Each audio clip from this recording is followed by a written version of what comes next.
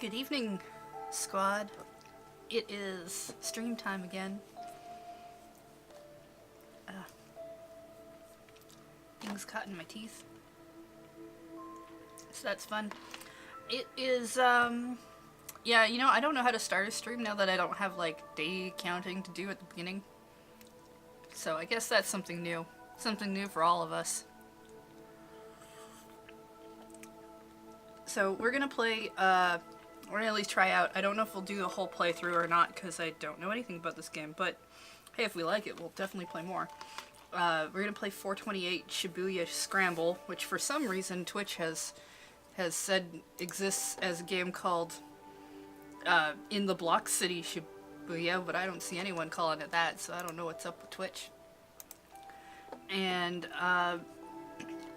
I actually picked this game, as far as I understand it, is on sale right now for like seasonal holiday whatever sales on the PSN store, but I picked it up during the Black Friday sales because I was getting a PS4 and I was like, well, I guess I should get some games for a system if I'm buying it. And this was a game that a lot of people I follow actually recommended, so maybe it's cool, maybe it's good. I don't know. We're gonna find out. Yeah, I've got my personas on here. I got some demos I decided I should probably check out. I have some stuff. You know, all the rhythm game priorities.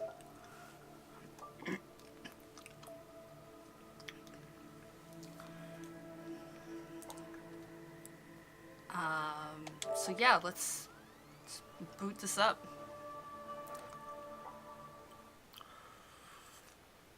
Of course I went and got Future Tone. It's like the first thing I downloaded. Didn't even stick the discs for the other games I got. Hey Spike Chonsoft, how you doing? Oh, that's maybe loud. Do not turn it off. Okay, I got it. I also did get Persona 5. I just haven't put the disc in yet.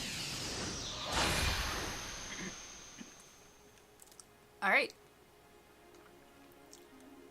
It's like a piece of caution tape. It's all great.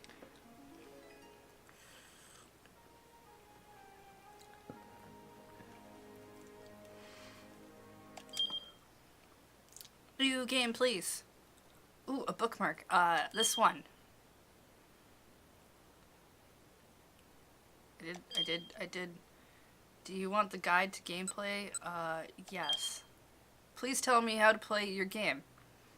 I would enjoy that, yes. Hey, we've saved the game. We've won! The story is fictional. Stuff is from the author's imagination, or used fictitiously. So, you know, Shibuya. The fictional city of Shibuya in so many Japanese games. Yeah, this game is older than Danganronpa 999. Thank you for that cheer, Kavina, and thank you for using the hashtag charity. Twitch is doing that thing right now. Ooh, exciting.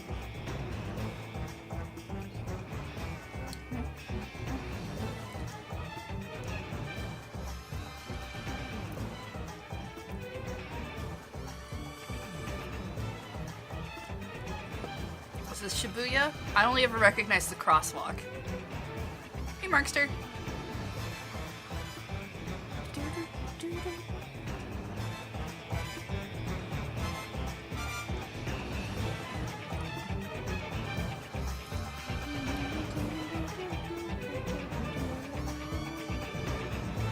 I don't know if I've seen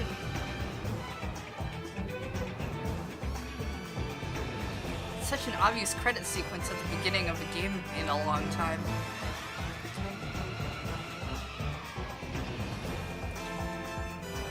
Yeah, what do they call the building? I actually don't remember the number of the actual building anymore because it's always like 104 and everybody changes the number in the games and I forget the real name. Is it 109? They'll probably change it in here, too. I think it's licensed.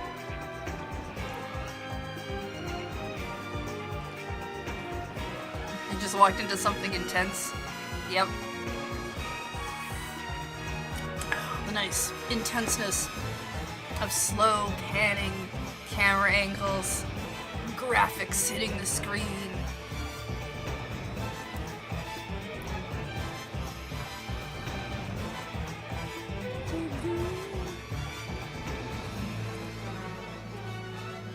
And a blimp? Okay, it is blimp. Cool. We interrupt this program for breaking news regarding the Shinjuku hostage situation. A middle-aged man in a ski mask took several employees hostage in an office in Shinjuku. Whoa. Before barricading himself inside. Now that 3 hours have passed, the man is in this van. We don't know that, we're just on the radio. Employees believe the suspect to be a man named Kitajima. He's trying to write a text message. His prior dealings with another company in the building. Experiencing money problems.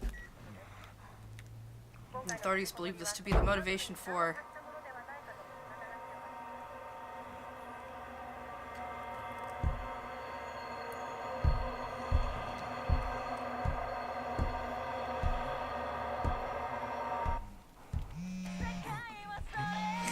The world doesn't change so easy. Always a mystery. This is the ringtone.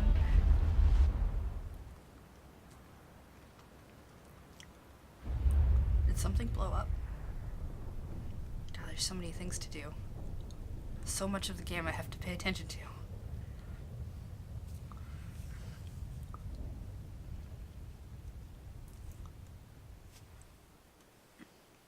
Oh, that's right. There's something like 90-some endings depending on what options you choose. I think is what I read online. Yeah, that looked like the van exploded. Hello. Ooh. As you play through the game, the various mechanics will be explained. Excellent. In 428, you follow stories of multiple protagonists at once.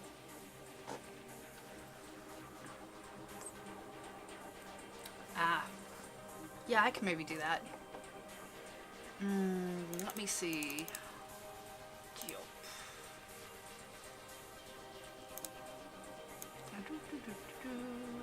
Sliding over.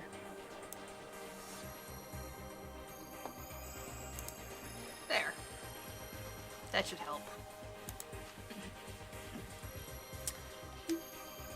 Your decisions impact their experiences as you read the story. What does the day hold in store? Their fate is in your hands. Oh, people should not put their fate in my hands. Hopefully you can see them all through to the end. To start, you have two characters, Shinya Kano and Achi Endo. Let's check out Kano's story. Okay. Oh. I want to make a game like this. It's mostly just a video. But with us being all, like, a thing. Just 2 more minutes to go.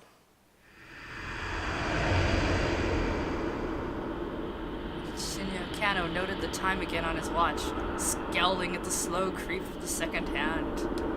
The time was 9:58 a.m. Furrows of consternation creased his forehead. He wasn't nervous, but he knew better than to expect everything to go smoothly. Keeping a level head was proving rather difficult.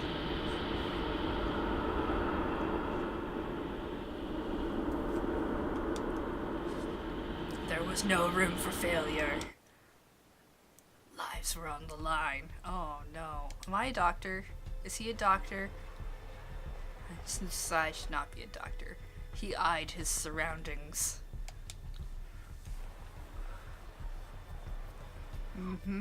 Was the perp really going to show up? Oh, okay, detective. That sounds good. When? Where would he be coming from? How would he make his approach?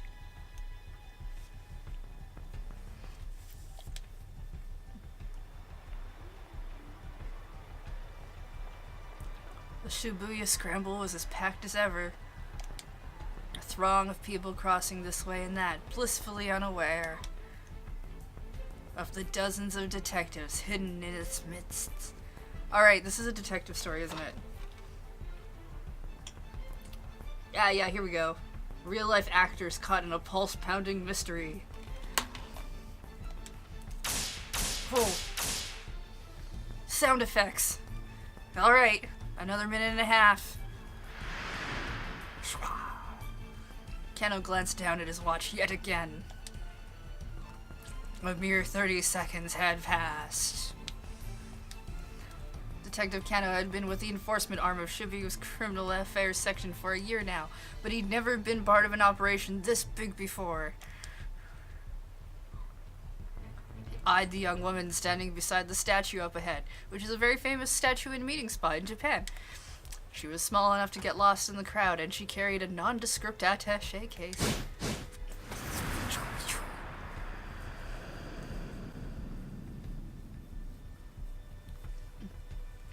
Hitomi Osawa, age 19.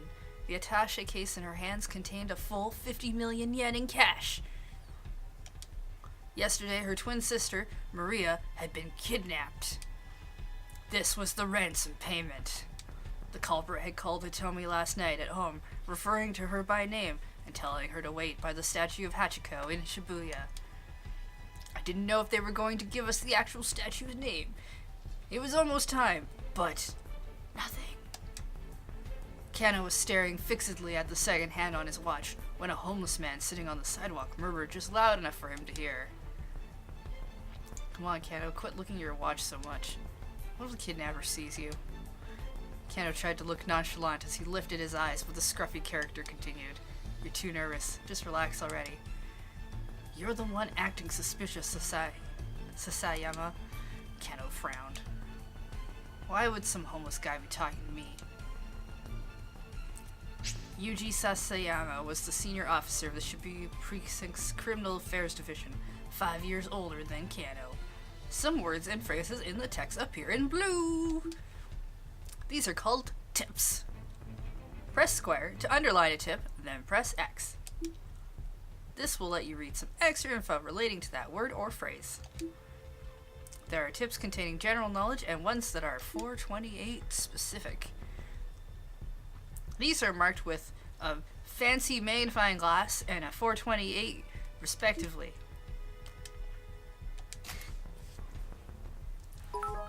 Let's see. Responsible for the safety of approximately 200,000 people in 32 neighborhoods, including all of those.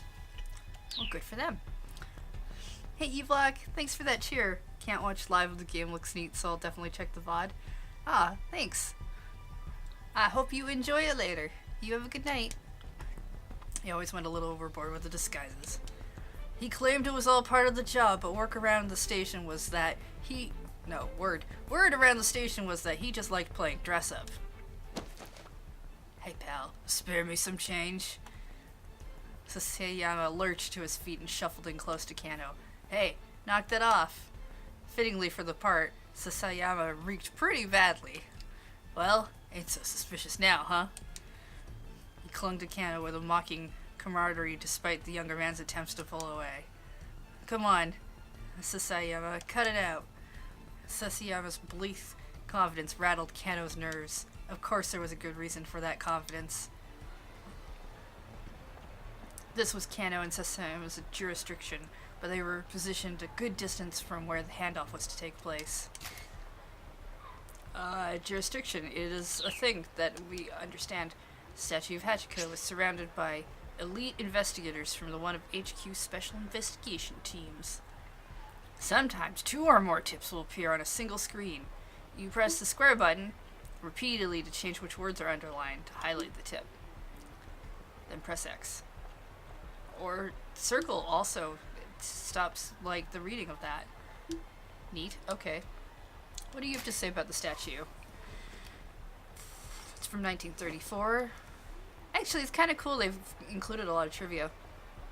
Dog is famous for loyally waiting for his absent master.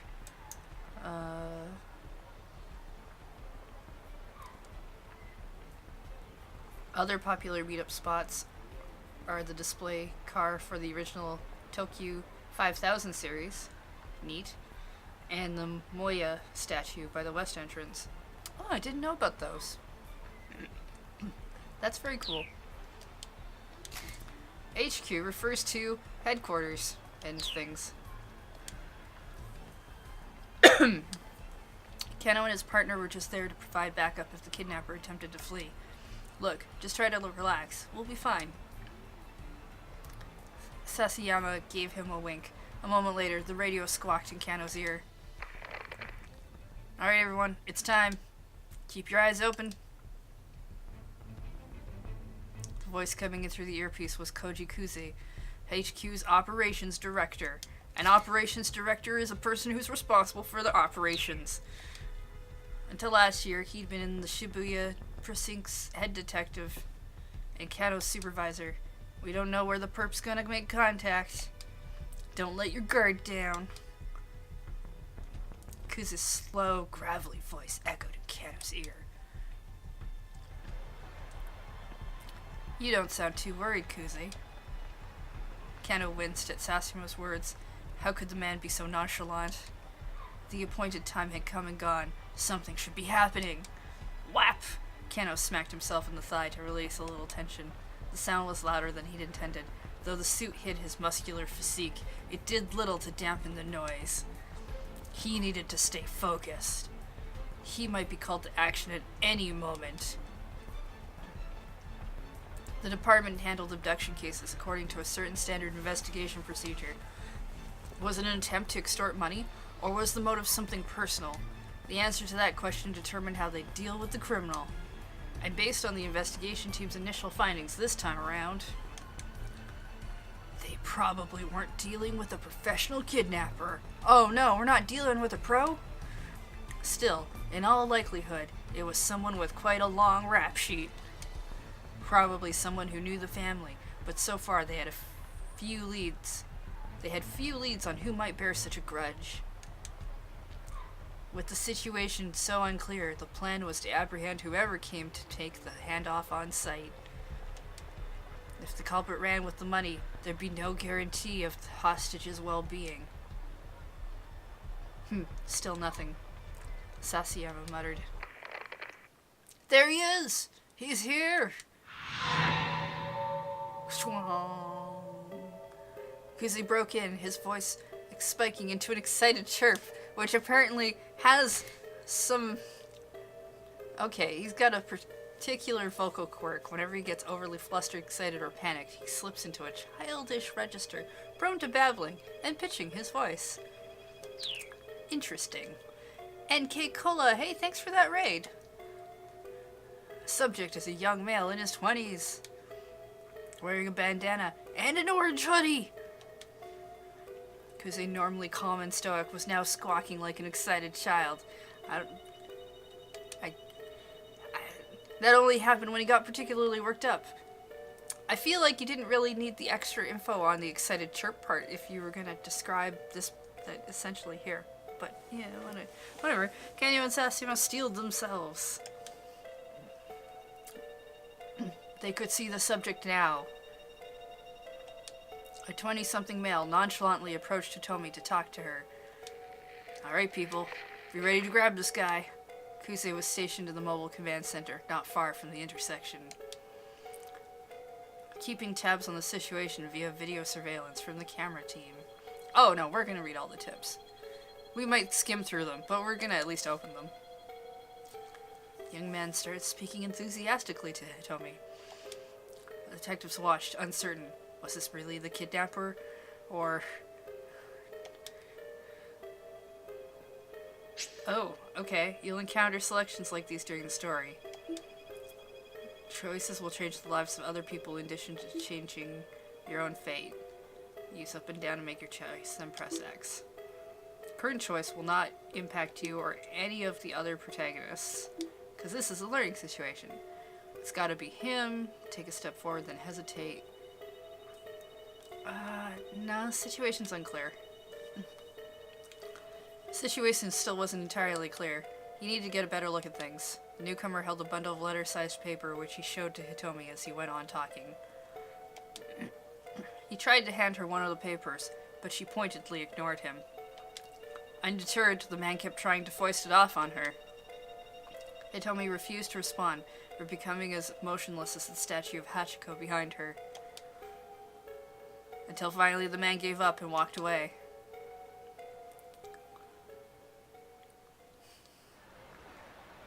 Guess it wasn't him. I mean, he had a bunch of flyers, so yeah, could have been him, just trying to get close, but could also just it's a busy intersection where people hand out flyers. Kato felt the tension of the moment lingering in his spine. Guy must have been hitting on her, Sasame muttered. Succeeding at meeting someone on the fly, like this, takes a special knack. Looks are also important. Sometimes, of course, the person trying to get your attention out of nowhere is just trying to make a sales pitch for a product or a nearby establishment. At first glance, it isn't always easy to tell the difference.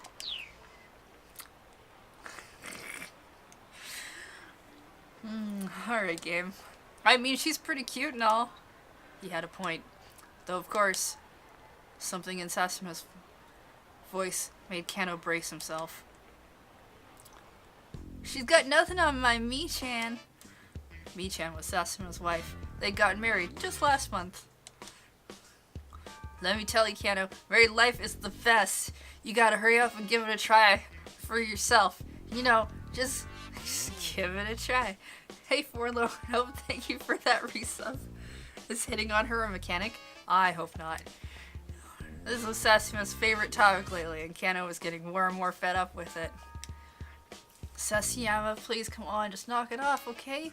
The phrase had become a common refrain of his since the department partnered them. Fine, fine. Let's talk about your girlfriend then. Huh? Now? You can't be serious. Sasayama leaned in close again. What's she like? We are not having this conversation, Kano muttered, looking away. Oh, come on. Sasayama set his hand on Kano's chest, still playing the homeless troublemaker.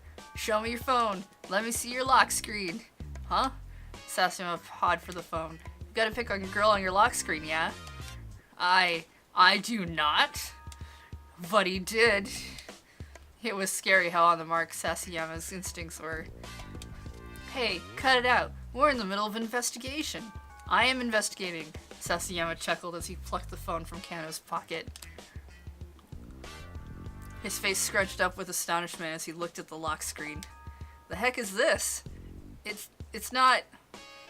Ain't this Masami Nagahama? A national star, tends to play the heroine on national morning soap operas or in national historical dramas.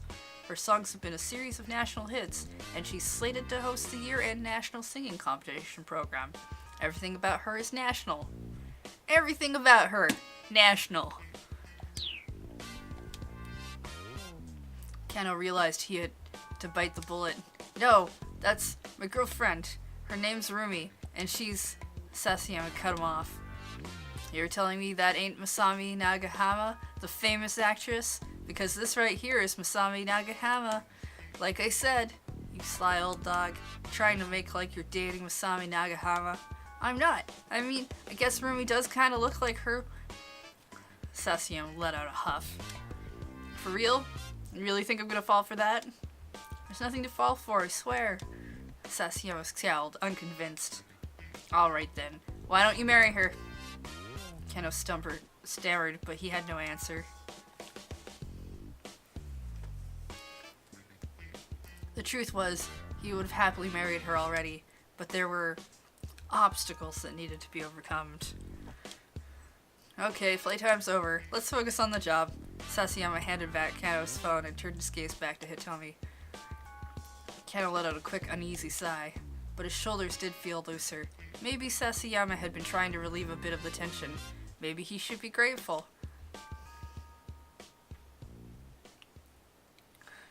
By now, several minutes had passed since the guy with the papers had gone away. He peered at Hitomi. The strain on her face was visible. In addition to the weight of the attaché case, the 10,000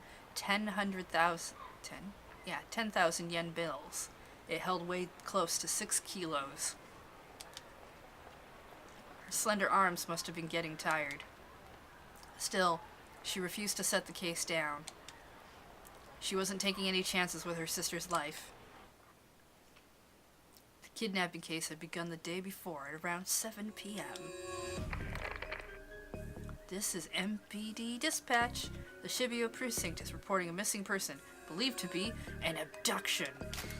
An abduction. In Japanese law, the act of indirectly luring or deceiving someone into the control of a third party is known as kidnapping. Using forceful threats or violence to achieve the same result is known as abduction. This has been your fun fact for the day. Subject is Maria Osawa, a 19-year-old student in Midoriyama Academy, last seen at the LL Diner near campus. A man was allegedly seen forcing her into a car nearby. All officers in the vicinity report to the scene at once. Kano and Sasayama had been working a burglary case in Jingumai's 5th district when they got the call. Two arrived at the LL Diner at 7:15 p.m. At roughly the same time, several other officers showed up to secure the area, blocking off entry to nearby roadways and monitoring the surrounding establishments. Inside the restaurant, Kano and Sasayama were met by the girl who'd reported the kidnapping. It was the victim's twin sister, Hitomi. Could you tell us about when Maria was taken, starting from the very beginning? Kano said, keeping his voice low. My sister and I, we were supposed to go to a party together today. Hitomi was trembling, her voice hoarse. But I messed up the time. I showed up right at 7, an hour later than I was supposed to. So Maria had gone alone to the party, a mixer for locals and exchange students. Hitomi, arriving late, had showed up just in time to glance out through the restaurant window and see her sister getting shoved into a car. She described the vehicle as a blue station wagon of Japanese make. Why? Why would something like this happen to her? Hitomi held back her tears, but she was shaking all over. Did you get a look at the kidnapper? Yes, it was a man, middle-aged. There was another eyewitness, Leyland Palmer. He identified himself as a lecturer at Hitomi and Maria's school. I saw too. It's like Hitomi says. I heard Hitomi cry out, and so I went to the window to look. And his Japanese was halting, as if he hadn't been in the country very long. And I think that maybe the kidnapper was working alone. Leyland explained that he'd seen the man shove Maria into the back seat, then clamber into the driver's seat. If he had an accomplice, wouldn't they have been driving? Neither Hitomi nor Leyland had gotten a look at the suspect's face. Kano was interviewing others who had been on the scene, looking for other potential witnesses, when his phone rang. It was Yoshio Kajiwara, one of the senior detectives. We've set up a task force for the investigation. Get back to the station once you've handled the situation there.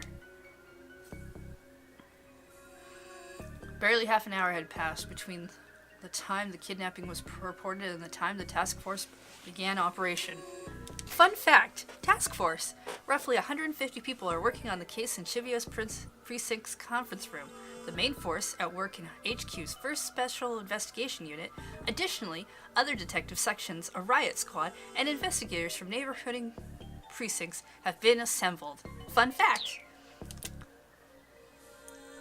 When Kano and Sasayama got back to the precinct station, Kuze had already arrived from HQ. He informed them that a response team had been formed to investigate the victim's home. Fun fact, response team. In a case where someone has been abducted for ransom, it is often difficult to resolve the situation without cooperating with the victim's family, but the family can also be a hindrance in making an arrest. To help guide the family's actions, a response team is assembled and stationed at the victim's home, led by an investigator with the proper training. Fun fact. Kano, who could feel a peculiar tension in the air, unfamiliar MPD detectives scurried to and fro around the Shibuya offices. He pulled one of them aside to get a quick update. An hour had now passed since the kidnapping. There had been one new development. The perpetrator had made a threatening call to the victim's home. He said the following. Tomorrow, 10 a.m., by Hachiko in Shibuya. Have the sister Hitomi bring 50 million yen. If not, the girl's life is forfeit.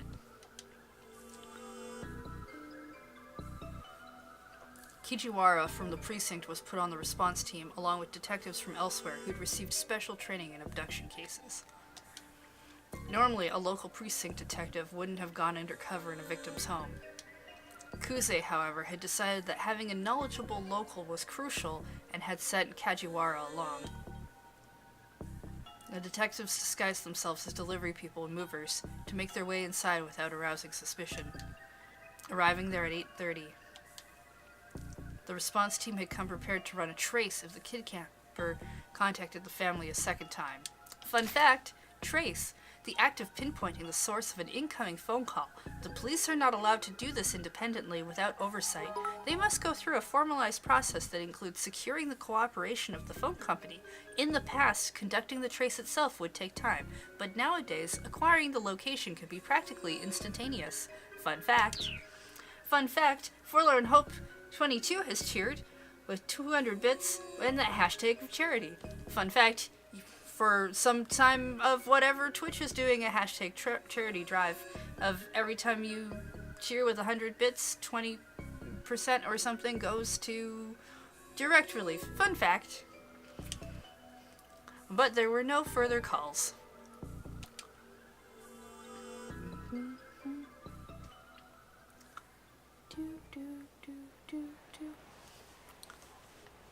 Back in the present, Kano checked his watch again. 20 minutes had now passed since the time designated for the ransom handoff. The kidnapper had yet to appear. Crap, you think we might have spooked him?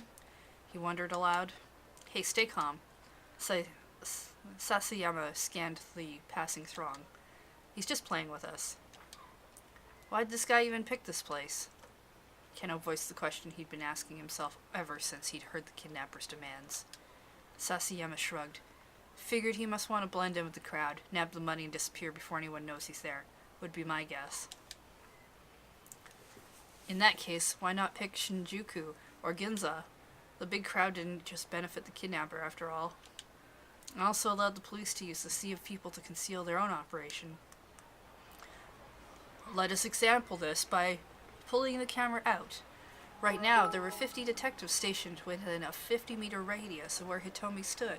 Fun fact, Sanji has cheered with 100 bits with that hashtag charity. Fun fact. The kidnapper would be taking a major risk if his plan was to nab the ransom money and run. That's what bothered Kano. Any criminal with half a brain would know better than to do a handoff in front of Hachiko. You're overthinking things, pal, Sasayama grumbled. No, I'm not. Kano reached into his pocket and pulled out his notepad. This is his notepad. This was Kano's dick diary, which he always kept close at hand. Sasayama rolled his eyes. That thing again? Kano ignored him, flipping through the notepad pages. Aha! Here it is! I'm sorry. Dictum number 89. The more irrelevant something seems, the more relevant it's bound to be. Oh, man. I'm 5. It was a favorite saying of Kyuzo Tateno, an assistant inspector from the Shibuya precinct. Fun fact, Kavina, thank you for that cheer. Public Dick Diary, hashtag charity. Fun fact. Tateno was the kind of detective Kano aspired to be. He keeps a diary of sayings around. I like him. For the current operation, he'd been placed in charge of Hitomi's personal safety. He was in position to defend her as soon as the ransom had been handed off. Of course, Hitomi hadn't been informed of how much protection she was under. There was a risk that if she acted too secure, it might alert the kidnapper. I think Tateno has the right idea. Sasayama snorted quietly. Maybe. I mean, he's a great detective, don't get me wrong. But do you know how many irrelevant things there are to consider? Again, Kano ignored him. It didn't matter if nobody else understood. He understood. Kano had faith in Tateno as both a detective and as an individual. He had first witnessed Tateno's brilliance during a standoff at a financial company 3 years earlier. A man had shut himself in an office, splashing gasoline everywhere and threatening to set the place ablaze. While the others hesitated, Tateno unflinchingly doused himself with gasoline and strode into the building, where he managed to talk the man down and secure the scene. The others had been awestruck by Tateno's actions, and Kano, who at the time had been content to be a run-of-the-mill policeman, had found it quite inspiring.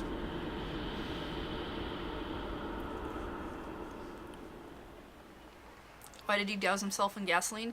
Usually, from what I understand, that's like it's to show like a trust thing.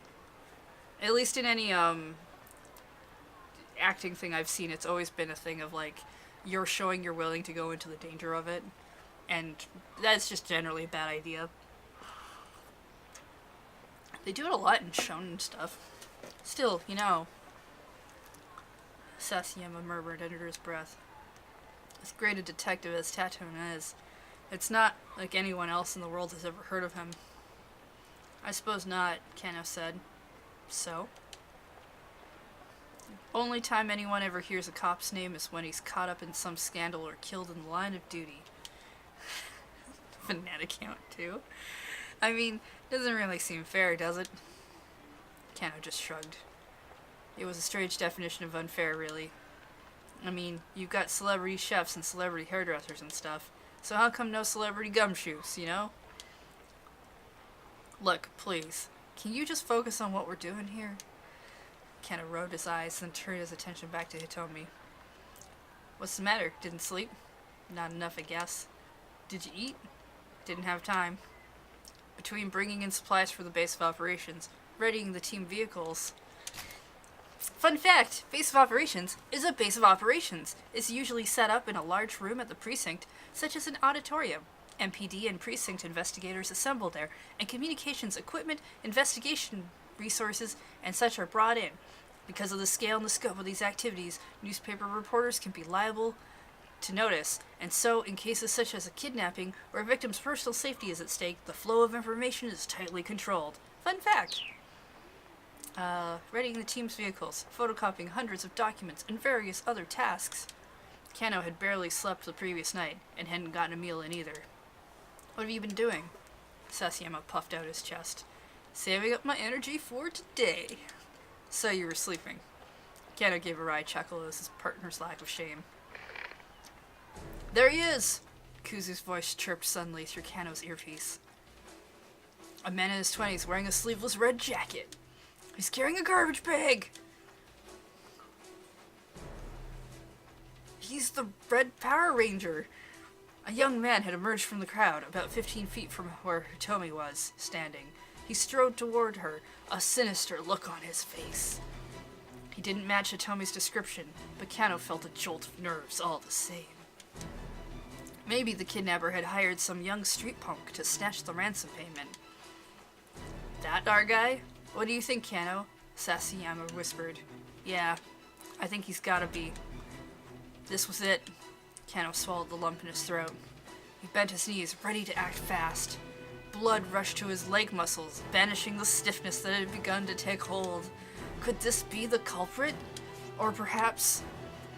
The young man tried to snatch the briefcase from Hitomi, but she clung to it with a desperate strength.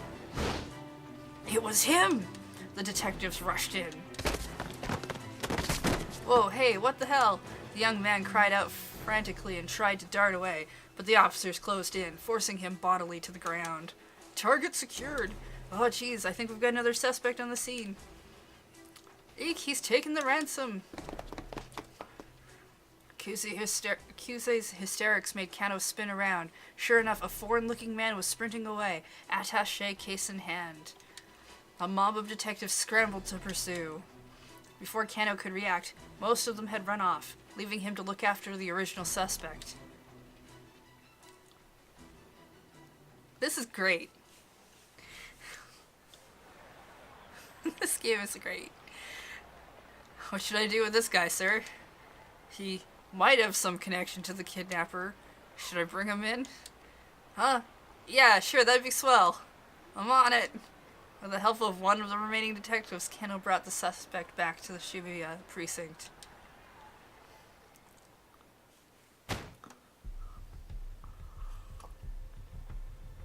Look, how many times do I have to go through this? Cut the crap.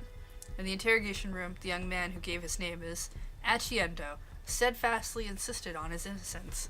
This was our second character we were allowed to start with, that the game said we shouldn't start with because we're new. So that's cool. Why'd you try to steal that case? Kano watched Achi's face intently.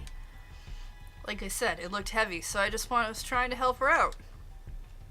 It wasn't inconceivable that a young guy would want to help a pretty girl, but Hitomi had just been standing there, hardly in desperate need of assistance. She hadn't set the case down, so I figured there had to be something important inside. An entry from Kano's Dick Diary shot through his mind. Dick Dictum number 25. When the tongue slips, grab it and yank out the truth. God, I kind of want, like, an Ace Attorney game that's like this. Where it's just like, ooh, remember that time? This... Classic advice for a questioning. Something important, you say? Such as? How the heck would I know? Achi spat. He huffed and slumped back in his chair. The standard textbook back and forth had been going on for nearly an hour. Kano didn't mind. Chasing down criminals was all well and good, but questioning suspects was another key part of the job. Plenty of off-the-scene work went into cracking a case. Once again, he had Achi explain what he'd been doing, starting from the beginning. When Kano finally emerged from the interrogation room for a short break, he learned that there had been some progress on the case at the crime scene. What the police hadn't been able to determine yet, however, was whether or not Maria was safe. Fighting back his anxiety, Kano consulted his Dick Diary. Dick Dictum number 54. Haste makes waste.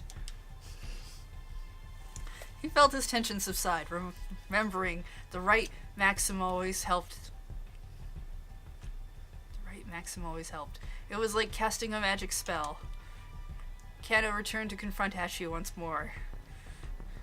Just want Achi to be like, what's that notebook you keep looking at? And he's just like, wanna see my Dick Diary? So, yeah. You were there to act as a distraction, to mess up the investigation. Fun fact, Empyrean has cheered with 100 bits, and that hashtag charity, fun fact, Dick Dictum is still funny. Fun fact. It is, isn't it? I don't know, I don't think that's gonna get old. I'm glad it's here. Alright, you were there to act as a distraction to mess up the investigation, weren't you? Huh? She looked a bit dumbfounded. What are you on about? Dick Dictum number 55. The truth hungers to be free. You hungry? Got some katsudon if you like. Fun fact, katsudon is a Japanese dish consisting of a bowl of white rice topped with breaded pork cutlet and egg. There are several variations, such as sauce katsudon, where the egg is replaced with Worcester sauce, and miso katsudon, where the pork is stewed in a miso. Not typically the sort of thing a policeman offers a suspect during interrogation. This could be seen as baiting with food and is to be avoided. Fun fact. Achi nodded silently. Achi devoured the bowl of katsudon with gusto. He looked like he hadn't eaten in a while. Alright then, spill it. What's this guy after? Achi just shrugged. I don't know. Remembered? A thick slice of egg-laden pork between his teeth. How many accomplices do you have? Kano asked, but Achi just shook his head as he inhaled his food. Resignedly, Kano flipped through his notebook once more. Let's see. Number 115. Use the lights to your advantage. As the minutes ticked past, he found himself referring to his book again and again, trying a dozen different methods to tease out whatever his suspect might be hiding. The experience began to feel strangely surreal, their two voices echoing hollowly in the interrogation room. Eventually, Kano looked at the clock. and realized that the questioning had been going on for nearly 5 hours. He still hadn't made any headway. What was he supposed to do next? Teteno would know, but he sure didn't.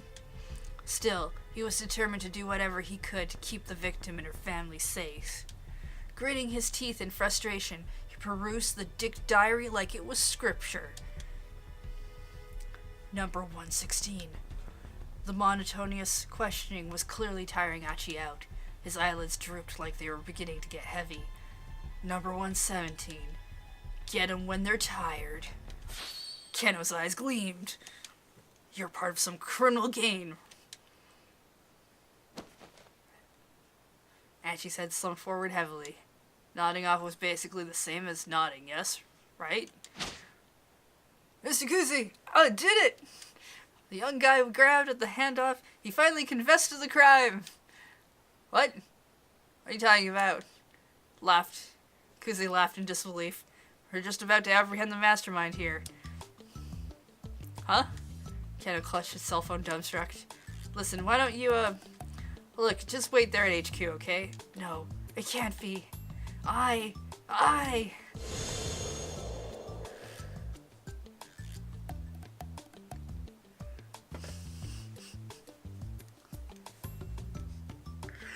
Oh, he nodded forward, falling asleep. That's the same as a yes!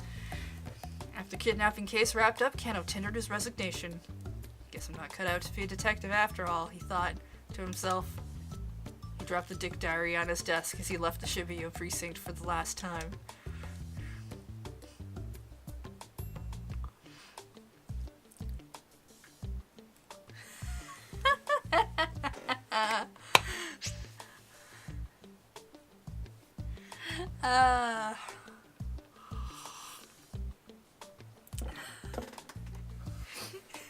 He was so excited about a confession that totally didn't happen. Kano wound up at a bad end. However, this does not mean that the choice you made for Kano was the wrong one. One of the other protagonists, Achi Endo, has an impact on Kano's fate here. You can avoid a bad end by making proper decisions. In another character story, for a detailed hint, check the tip by underlining the bad end title. Oh, interesting. Kano had every reason to suspect Achi Endo, but arresting him turned out to be a mistake. If Achi hadn't approached Hitomi, this wouldn't have happened. Try playing Achi's story up to 10:30 and make a choice that keeps him from going up to her. If you do that, Kano won't even have a chance to arrest him, and things should play out differently. Cool!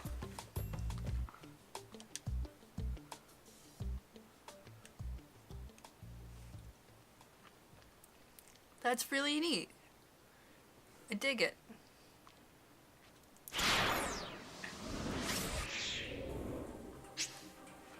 You can now select Achi Endo, one of the other protagonists. Let's follow Achi's story for a little while.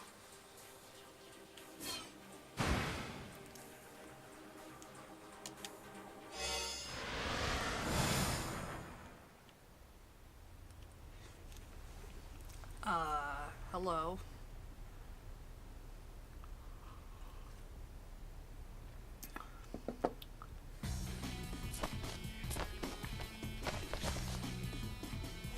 Whoa, the sun.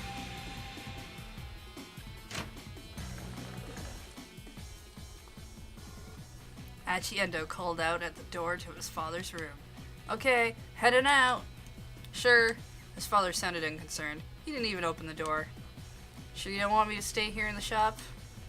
It's not like we're getting any customers. Achi grimaced. Yeah, I guess not. The drawer by the front door held a stack of heavy-duty trash bags.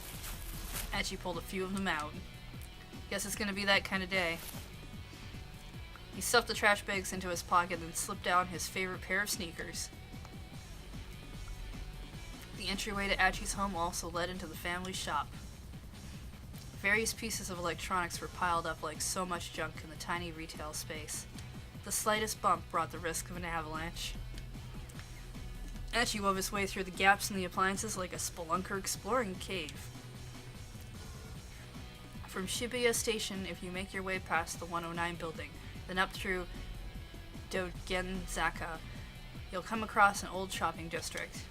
Nestled in its outskirts is Endo Electronics, in the same place it's been for decades. Within its dimly lit interior, you'll find rows of wares all caked in dust. At a glance, you might well assume the place was closed. A mom-and-pop place like Endo's couldn't compete with the big consumer chains booming throughout Shibuya. So far, the store had remained in business, thanks to the locals who appreciated that they made house calls to do repairs.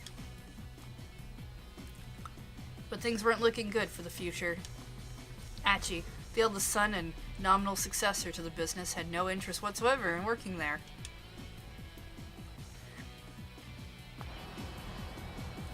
Achi stepped out of the shop and into the sunny morning air. The good weather lifted his spirits. Alrighty, time to do this! He unfurled one of the big garbage bags, which caught up the wind and fluttered like a cape. Then he slowly made his way toward Shibuya Station, scanning his surroundings all the while. Sheesh, this place is filthy. He paused to pick up a plastic bottle that had been tossed on the ground. Then with a heavy sigh, he slipped the crushed receptacle into his trash bag. Yep. He'd been picking up trash around town like this for about 6 months now. It had gotten so that this sort of garbage most people would have hardly noticed stood out to him like a sore thumb. Most days he'd fill his trash bag to the top by the time he made it from his house in Dogenzaka to the train station. To date, he was halfway to the station when a woman's anxious voice caught his attention. "I'm sorry. I'm in a bit of a hurry here." He looked up and saw a timid-looking woman being confronted by 2 men, one with brown hair, one with black. From the look of them, he guessed the men were scouts for some hostess club. He ran into this sort of thing pretty frequently on his trash-cleaning walks around town. Another kind of trash to take care of. Achi quickly interposed himself between the girl and the 2 recruiters. "Hey, can't you see that you're bothering her?" "Huh? Who the hell are you?" The 2 men glared. "Take a hike, pal." Achi stood his ground. "Look, she ain't interested. You're just gonna have to find some other mark." The hustler's annoyance turned to open rage. Well, listen to you. Got a bit of a mouth, huh, buddy?" The brown-haired thug smacked his lips around his chewing gum like a dog worrying a bone. "How about we take this someplace more quiet? Yeah? Fun fact, someplace more quiet. What this means can depend on the person speaking to a young woman. Let's go someplace more quiet. Might suggest a cafe or a park, but to a street punk, it might mean an alley where passerbyers are unlikely to interrupt. Fun fact!" The girl stood by uneasily, watching the goings-on. "Hey, take it easy. I'm not looking for trouble." "Is that supposed to be an apology? On your knees and beg, pal." The man spat his gum onto the ground. Achi looked down at the glistening wad of gum on the sidewalk. His last shred of goodwill vanished. "You better pick that up. Right now." "What? Didn't you hear me? 'Cause I told you to get down on your knees and back." Achi's hand shot out, grabbing the man by the jaw. Whoa, easy, pal." The other man's bravado drained from his face. Achi tightened his grip on the brown-haired hustler's jaw. Sweat dripped from the man's reddening brow. "Urgh." The man struggled, but Achi just tightened his grip. "Gum's a real pain in the ass to clean up after it's gotten stuck to the street, you know. Ever stop to consider that?" "Wait, are you..." The other hustler's panicked eyes had fixed on Achi's chest. "Gah! Oh, crap! That shirt man..." The guy's voice was starting to break. "That's mean clean! A guy with a mean clean shirt carrying around a trash bag? That means you're..." His face went pale. "Gwa! Mean gleam!" The other man echoed the words through his held-shut jaw, tears welling up in his eyes. "Get it right, pal." Achi clenched the man's jaw harder still. "It's mean clean." Ow.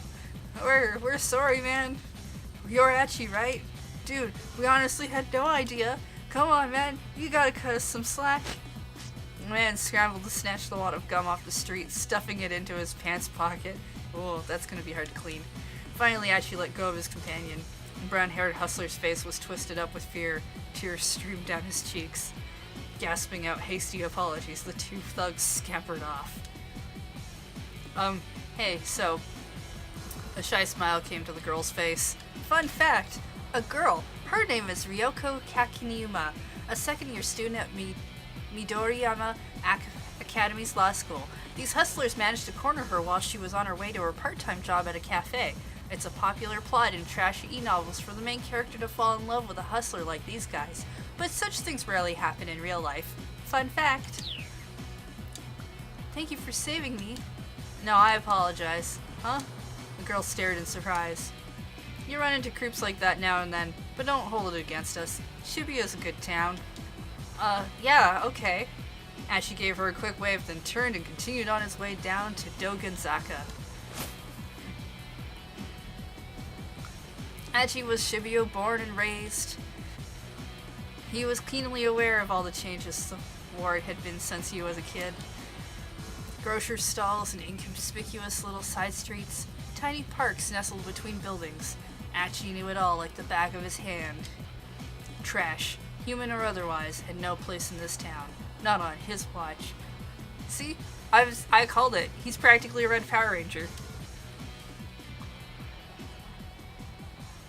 Achi made his way toward Shibuya Station. Throngs of people shuffled to and fro across the scramble. The view shifted constantly from one moment to the next, almost as if the city itself were alive. And if the city was a living thing, then Shibuya Station was its heart. With streets like Bunkemura, Dori, and Center Gai serving as the arteries pumping a bloodstream made of people. Today as ever, the heart was pumping that blood to every nook and cranny of Shibuya. And there was Achi, just another part of this great urban organism. Guess I'm one of the city's white blood cells. Or wait, maybe I'm a red blood cell. Hold on. Is that right? Or did I have it right the first time? White blood cells eliminate pathogens from the bloodstream. Red blood cells carry oxygen throughout the body. Fun fact, Achi was probably thinking of white blood cells.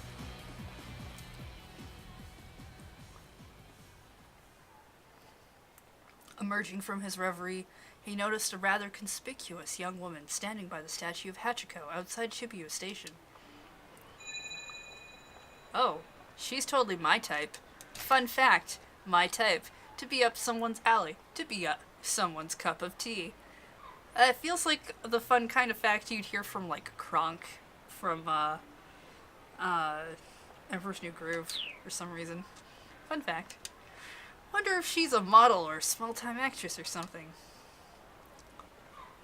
Looks like she's waiting for someone. Probably another guy. Dang.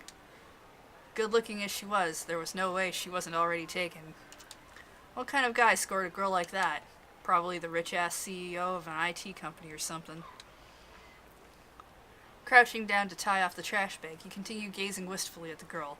Then he noticed something peculiar. She was carrying an attaché case, the kind a businessman might use. It was a large case, and apparently so heavy that she was struggling to hold it, despite using both hands. Alright, so, guide, you've reached a decision point. Let's have Achi not approach Hitomi, given that we know how that goes down. Alright, now that kind of person makes a young lady lug around something heavy like that. Figure you care it for her. First I gotta dump this trash.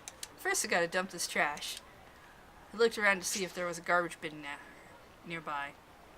Now, Achi won't approach Hitomi, which means he will avoid being arrested by Kano. At the same time, Kano's fate will also change. And he will no longer end up at a bad end. So let's switch back to Kano's story using the time chart. Time charts? Game, you gave me a time chart. Oh, it's pretty. This is the time chart. It shows the protagonist's progression through the story. Decision points are marked with these arrows. Kano's fate is changed based on Achi's actions. Select Kano's 1030 block, then press X. Ah, this is so cool! I like it.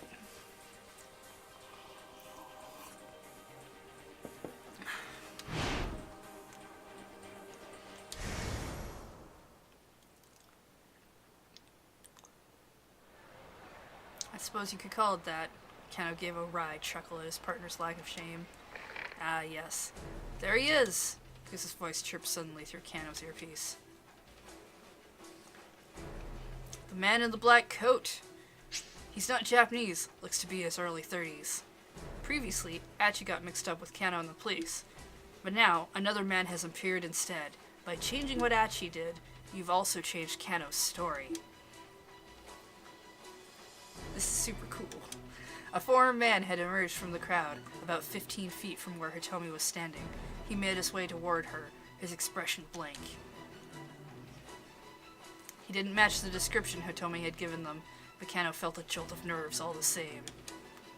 Maybe the kidnapper was using an accomplice to snatch the ransom payment. Alright, Sasayama raised an eyebrow. This may be our guy. This was it. Kano swallowed the lump in his throat. He bent his knees, ready for action. Blood rushed to his leg muscles, banishing the stiffness that had begun to take hold.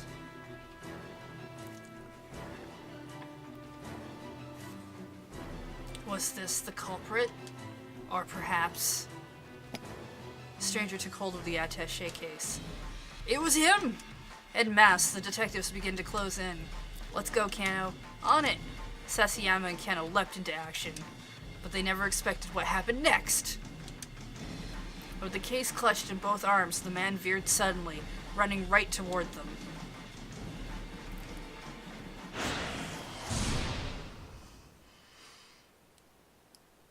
What does it mean? Thank you, game, for telling me! Kano's story has suddenly hit a keep out. Keep out refers to a point in the story where your progress is currently stopped. Okay, that seems accurate. In order to advance beyond a keep out, you need to jump from another protagonist's story at 10:30. Achi has text, young man in a suit set, as red keywords. Checking these red keywords will allow you to jump from Achi's story back to Kano's.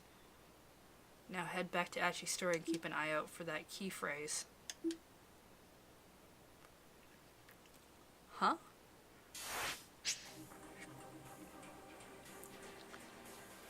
Try following story from Achi at 10:30. Approach the girl.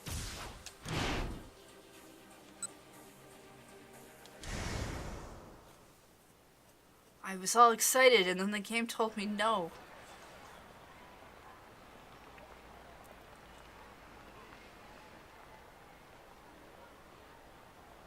Was it here? It said that there was a key phrase. Huh? A man had come up beside the girl. He was dressed in black, and he wasn't Japanese. It looked like they were having a conversation. The girl nodded tensely at something the man said. Achi stared. Something tells me that that's not her boyfriend. The girl handed the attaché case over to the man. He took hold of it with his right hand and began walking briskly away. Whoa. My controller jumped at me. A nearby homeless man suddenly leapt over Achi and broke into a run, as if he'd been waiting for this very moment.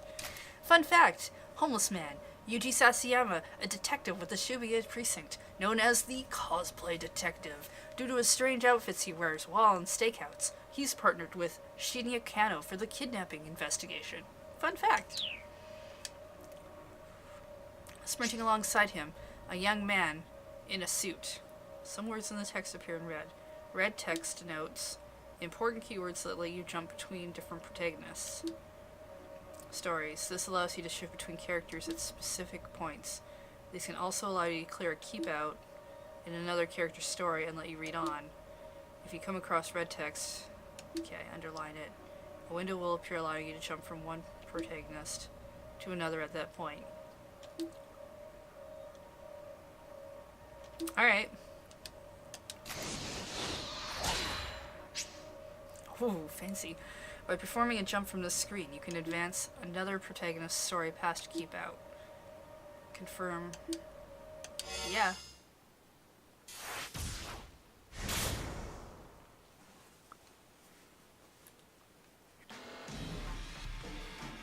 Yeah, I actually thought the game was going to explain homelessness for a second as well. Let's go, Kano. On it. They leapt into action. You did it! Jump successful. In 428, you will often need to jump to get past another character's keep out. Jump from red keywords to clear a keep out. Keep this in mind as you advance through the story. Okay, there won't be any more tutorial messages for a while. If you get stuck somewhere, try changing protagonists or making different decisions to advance. You can now use the time chart from the main menu. From the main menu, you can access gameplay explanations and adjust settings. Alright. They never expected what happened next.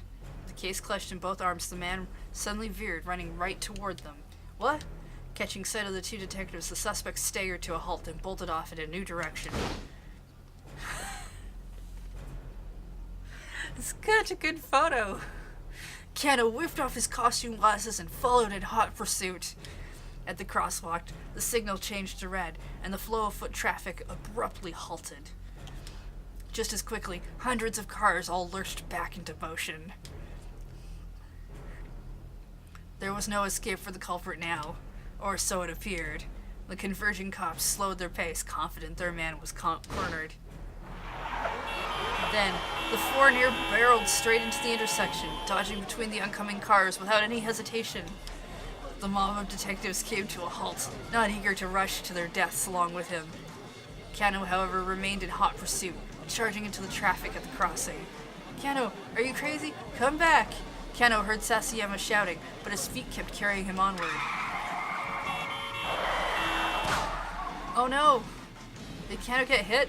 With shouts and sirens echoing all around him, Kano closed in on the foreigner. Oh, okay, he made it past that. Just a little closer, and he'd be in tackling range. He leaned forward, preparing to pounce, his eyes fixed on the culprit's feet. It was now or never. Kano, back off. Don't take him down. It was Kuze, shouting through Kano's earpiece. Huh? Kano hesitated in surprise. Had he really just been ordered to not apprehend the criminal? Let him go for now. The real perp is someplace else. Fun fact, perp is police jargon for perpetrator. Here, Kuze is referring to the fact that the principal offender in the case must be elsewhere. Fun fact. What had happened to the plan? He'd been told that all personnel were to secure the area ASAP. Didn't HQ want them to catch the perpetrator? Arrest team, stay on the foreigner's trail. Fun fact, an arrest team, police team dedicated exclusively to the task of apprehending the criminal. While a kidnapping case is in progress, the roles of the officers involved are carefully designated so that every officer is ready to take immediate action as the situation develops. Typically, tried and true veteran MPD officers are put in charge of teams for breaking into buildings or apprehending the suspect. Fun fact. Forensics team, get busy cross-referencing photos. Fun fact, forensic team is a team deployed by the MPD to handle the actual tests and techniques of on-scene investigation, such as collecting and comparing fingerprints and analyzing photos of suspects. Fun fact. Even if this foreigner was only an underling hired for this one task, the police had now tipped their hand, and they'd been lying in wait. If they didn't lock things down now and get more info on the kidnapper, the girl's life might be at stake. Kano recalled another maxim from his dick diary. Dun dun dun, dick dictum number 12. Always assume a worst case scenario.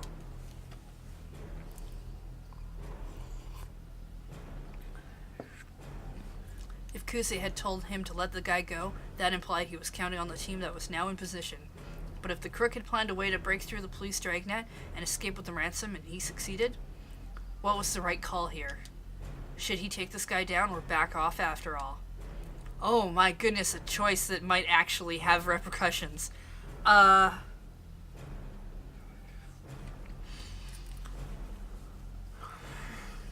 Catch the guy or let him loose? Wow. Do we listen to our boss or do we listen to our dick diary?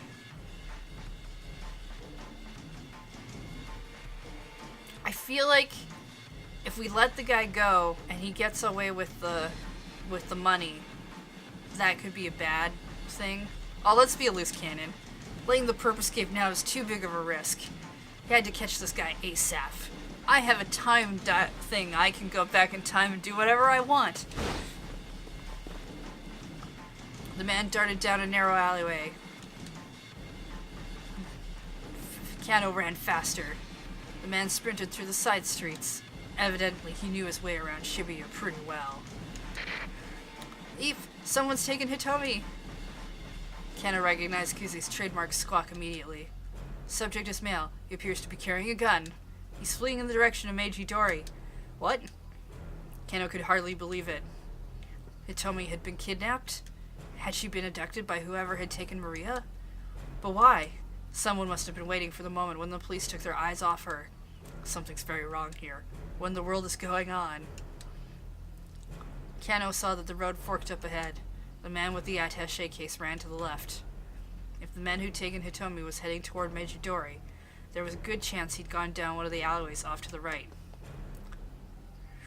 Making a snap judgment, Kano told the detective behind him to follow the case snatcher, then turned and headed down the nearest alley. After darting through the side streets, he spotted a different man, another foreigner, crossing an intersection a few dozen meters ahead.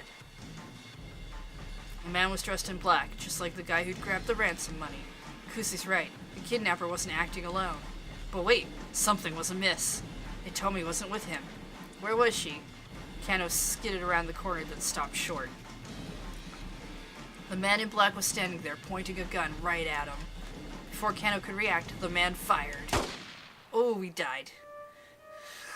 Kano felt hot all over, as if he were on fire. All except for his cheek pressed against the asphalt, and the palms of his hand. They felt so cold. There was nothing he could do. Nothing, that is, except lie there and watch as his killer turned and walked away.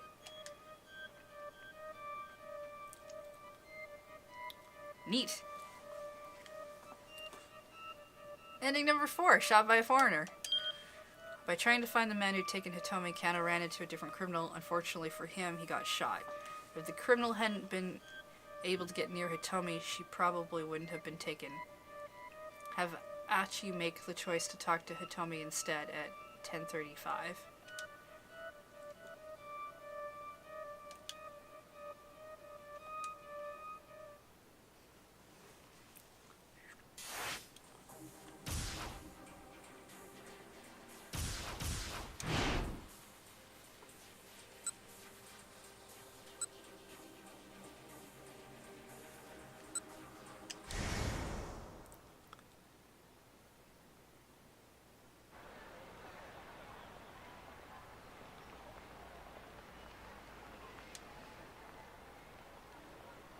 Now, what kind of person makes a young lady lug around something heavy like that? Ashi figured he'd offer to carry it for her. The girl kept shifting her grip. It was clearly a strain for her to keep holding the case, but she didn't set it down. Whatever was inside, it had to be something pretty important. Ashi made his way over to her, bristling inwardly at whoever had left her waiting like this. If I were you, I'd bust the head of the punk that's kept you waiting. Huh? That thing looks heavy. Let me carry it for you. The girl stared back at Achi with wide eyes, but said nothing. Really, I'd be happy to help. I'm not going to steal it or anything. His tone was hurried, and he impulsively reached for the attaché case. An instant later, a group of men descended on him from all sides. This is a good photo.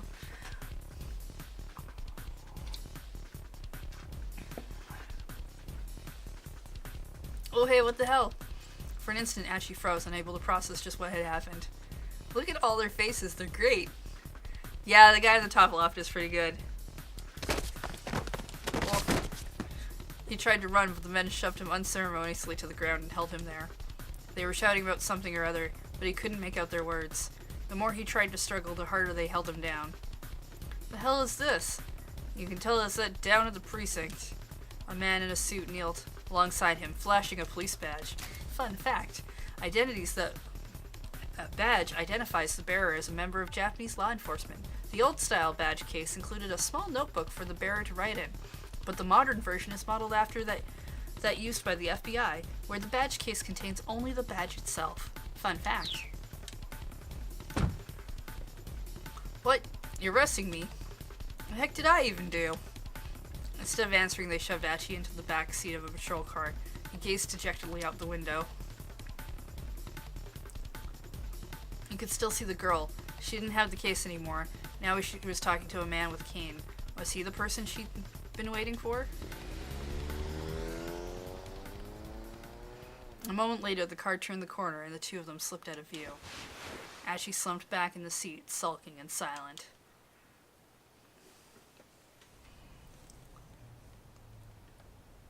Several hours passed. After a bunch of pointless questioning, the police finally determined he was innocent, and his father came to pick him up. For a long while, Ashi just stared intently out the window of the car. Finally, his father caught his attention. The old man seemed to be in surprisingly good mood, despite having to collect his son from the jailhouse. Achi, there's something I want to talk to you about. If it's about me taking over the shop, now is not the time, okay? No, it's not that. Look, let's just get home first. Sure, don't feel like going out today anyway. But now I'm curious. What do you want to talk about? I got some good news. I think you'll be pleased. I'm not sure I like the sound of that. Please don't tell me you're getting remarried or something. Dad, I really don't like the sound of that. And so began a very long conversation. Is her dad secretly the kidnapper? This is also a bad end.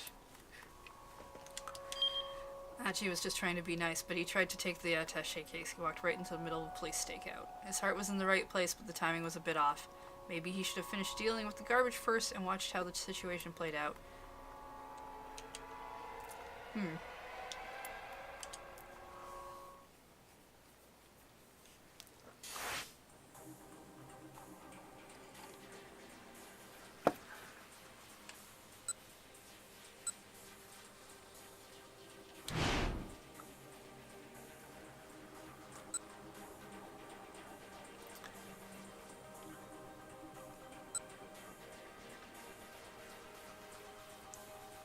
So...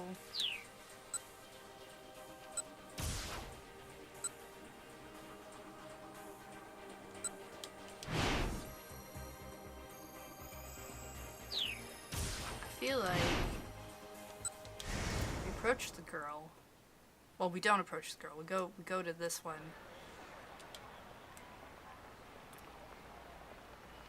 We say no.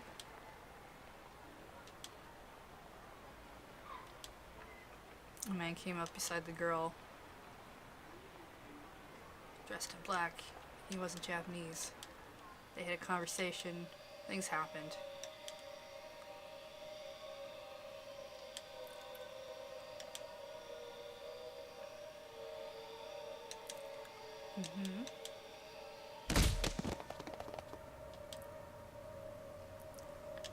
Because I think I can just not do the jump. Then, seemingly from everywhere, a whole bunch of other guys burst into motion. First one. Then another. A third, a fourth, a fifth. Over a dozen now. What the heck? Clearly something big was going down. Were they after the attaché case? Within moments, Achi lost sight of them, all through the crowd. With that many people chasing him, the guy with the case was sure to get caught. But wait, what about that girl? As she turned back around, the girl was still there. She was staring in the direction that the man who'd taken the case had gone, a worried expression on her face. Our options are, go talk to her, or it's just another day in Shibuya. Maybe they're shooting a film. It'd be rude. Let's go talk to her. And she couldn't shake the feeling that something was very wrong. Maybe he should go talk to her and ask her what was going on. But just as he was making up his mind, a middle-aged man in a ratty business suit shuffled awkwardly over to her first.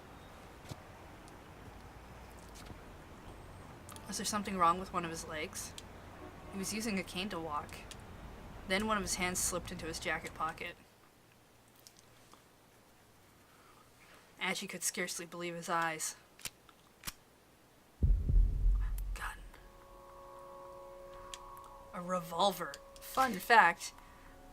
This is a cult detective special, a .38 caliber revolver introduced in 1927 by Colt's Manufacturing Company, a classic example of a snub-nosed revolver. As the name implies, the weapon is frequently carried by detectives, narcotics officers, and the like for self-defense. Fun fact.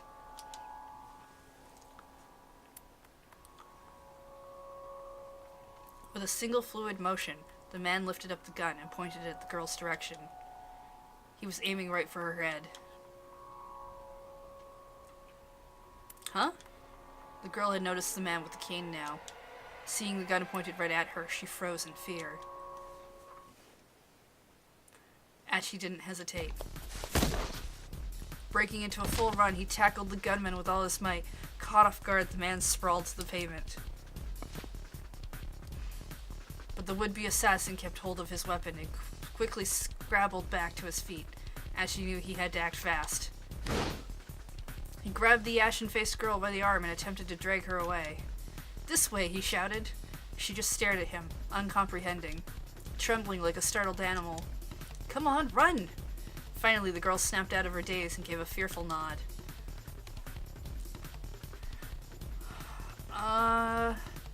Let's go to the police box." Still pulling the girl by the hand, Achi headed for the police box outside the train station. But it was empty! There was always policemen staffing these things. Why did it have to be unmanned now? Achi flashed a worried glance behind him and saw the assassin in pursuit like a man possessed. Yikes, this is not good. There was nothing they could do but run. With the frightened girl in tow, Achi ran beneath the JR Yamanote line, railway overpass. Fun fact, a railway loop line that services the Tokyo metropolis. Typically the morning rush is quite intense with the stretch from Ueno Station to Okachimachi Station, sometimes crowded as high as 216% capacity.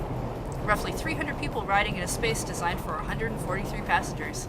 Unrelated to the Yamanote Line subway that operates in the city of Kobe. Fun fact. Kobe. "Don't worry, just trust me," he told her. But first, they sped past a convenience store when an employee was cleaning up the sidewalk. "Here, take this, will ya?" As she tossed over the bag of trash. Running away from an assassin is no excuse to not be good to the environment. Huh? Wait, what? "This way!" They slipped through the crowd and into a nearby back alley. "But this way's a dead end," the girl said breathlessly. "Like I said, just trust me." He kicked down the door, stopping abruptly as she kicked down a wooden plank covering a gap between two buildings, clearing a space that a person could fit through. "See? We can get away through here. In you go!" But the girl just stood there, looking terrified. "What's the matter?" Ashi asked. "Come on, we gotta hurry." But She looked at him as if he too was about to pull a gun on her. He could hardly blame her.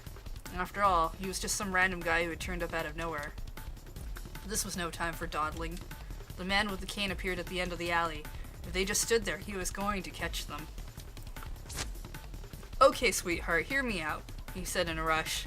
"The name's Zachiendo. I live in the neighborhood, and I'm not the kind to stand idly by when a girl is being chased by some killer. So please just trust me, and I'll do my best to keep you safe."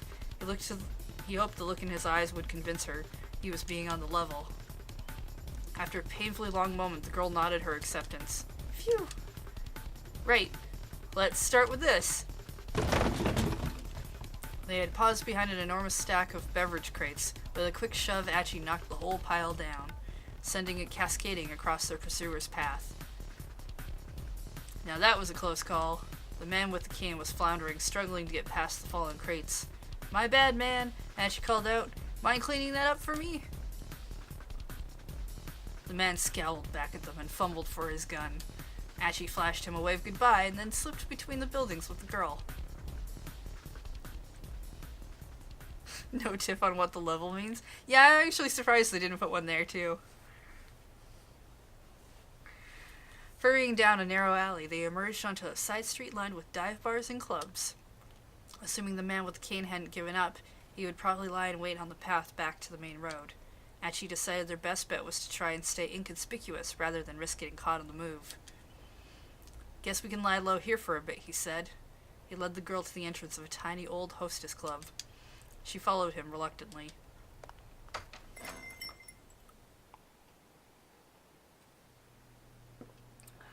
Achi flicked the switch inside the front door, and a chintzy chandelier glowed to life.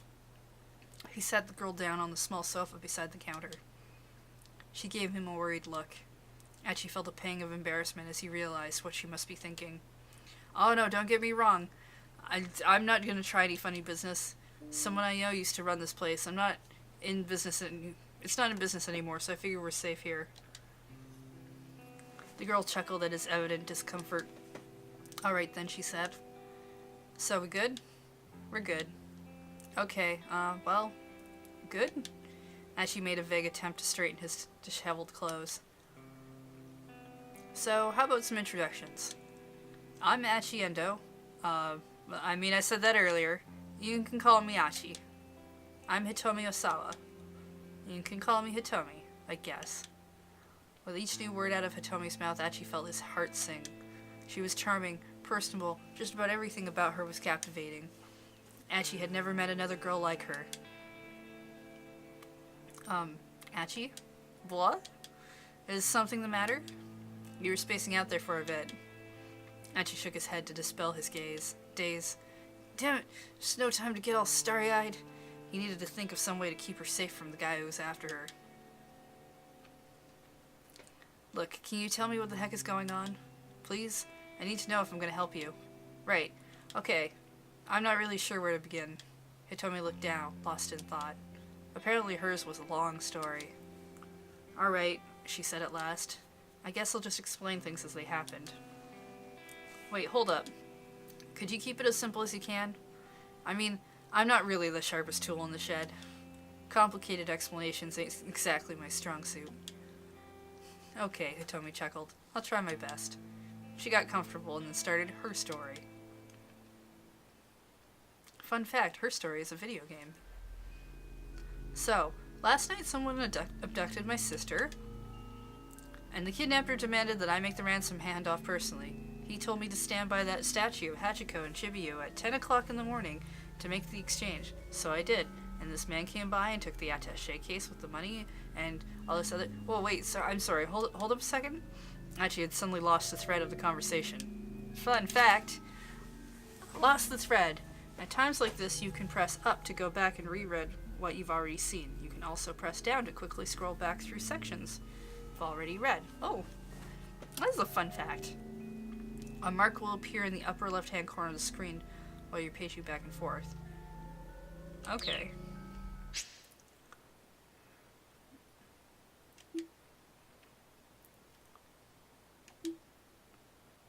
I'm rewinding and advancing like this. This will appear.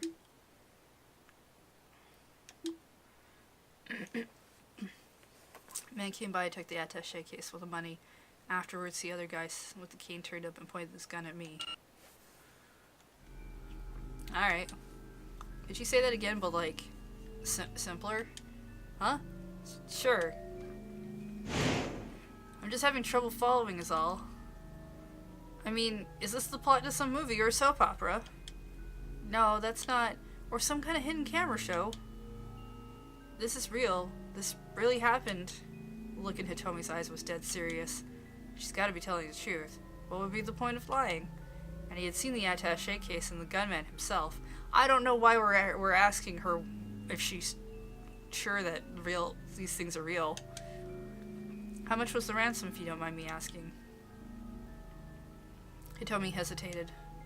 50 million yen, she said after a moment. Achi gave a whistle of amazement.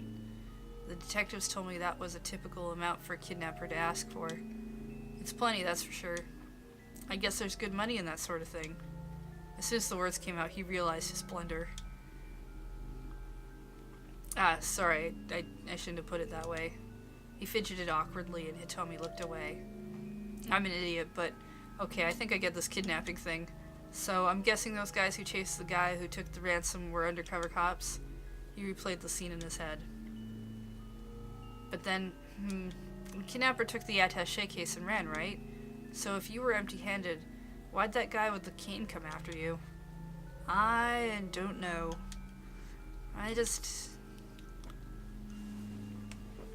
Hitomi's words trailed off. This was clearly difficult for her to talk about. Anyway, we should probably get you to the police as soon as we... No, we can't do that. Hitomi's tone was resolute. I can't take this to the police. Why not? Achi waited for an answer, but none came. After a long and awkward silence, she stood up from her seat. I really appreciate the help, but I should go now. She gave Achi a deep bow. Nah, hold on. What do you mean, go? Go where? He hurried to intervene as she headed for the door. I don't want to cause you any more trouble. I'll figure the rest out on my own somehow. Hey, I said hold on. Hitomi ignored him and opened the door, and their argument came to an abrupt halt. He found us. Standing there, the man with the cane, his revolver in his hand.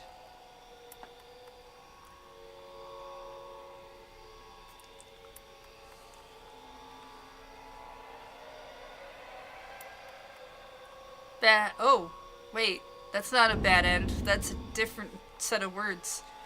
What do you mean to be continued? It seems unfair.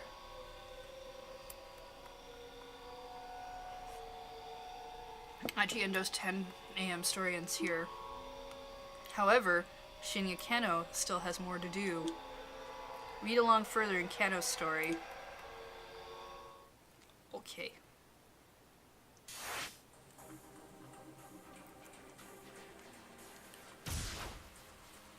So I gotta go back here.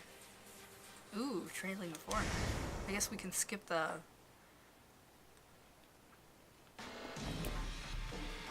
Okay.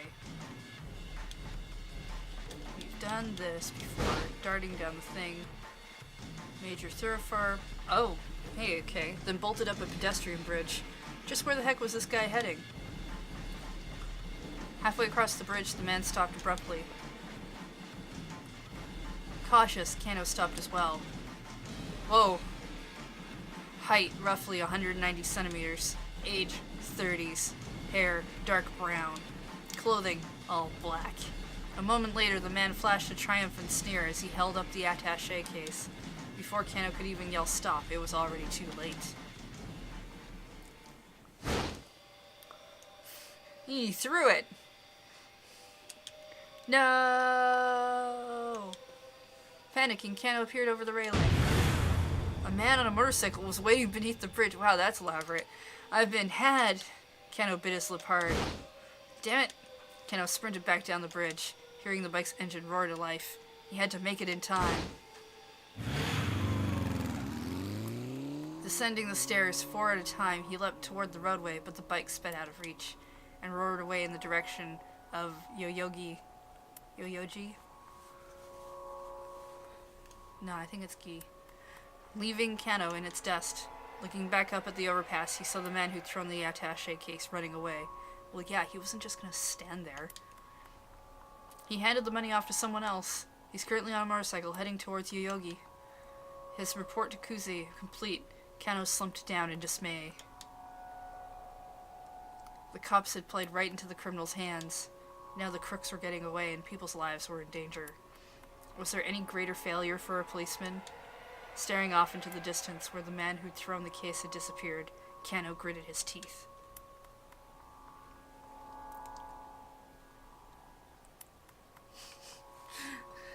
What? What?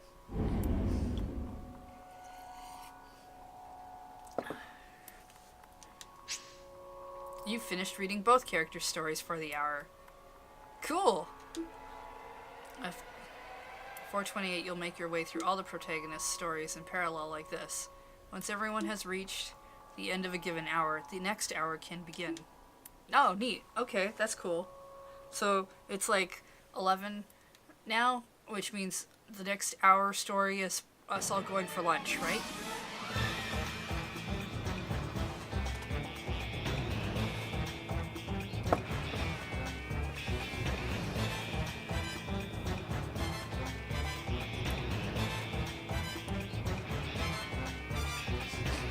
Did you see the banana that was for scale?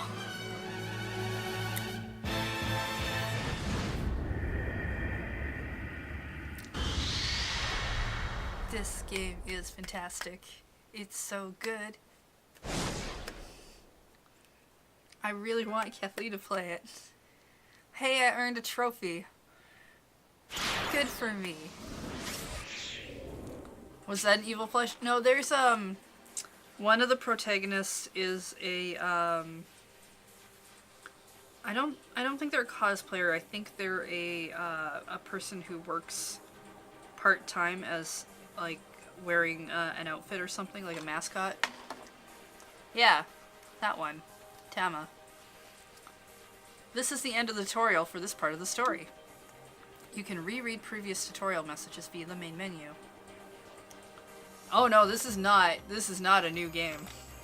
This is what, I don't know what year this came out, but this came out a while ago. There's a lot of important info in there, so reread it closely. 428 has reached the 11 o'clock time block. You have 5 protagonists available. Whose story will you read first? This game is great. I like it. Oh, like why am I playing it now? Well, cause I bought it during Black Friday, and I don't know, it's on sale now. I thought I'd check it out. Yeah, it's kind of annoying that Hitomi's not an option. I don't want to play Tama. Okay, so let's do this. Let's start with Tama.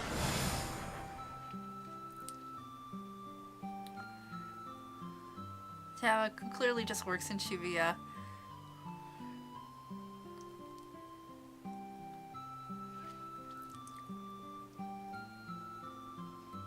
Gives the game a whole different tone. It's so hot. It's so hot in this thing. Way, way too hot. I feel like I'm sitting in a sauna. Everyone else on the street looks nice and cool. But here I am, getting treated to my very own personal midsummer heat wave. On top of that, I can barely see. I can barely breathe, for that matter. But hey, what can I do? Huff, huff, pant, pant. Huff, huff, pant, pant. Oh, I am so thirsty. Some iced tea would be amazing right now. I'm going to pass out from dehydration at this rate. I may as well admit it.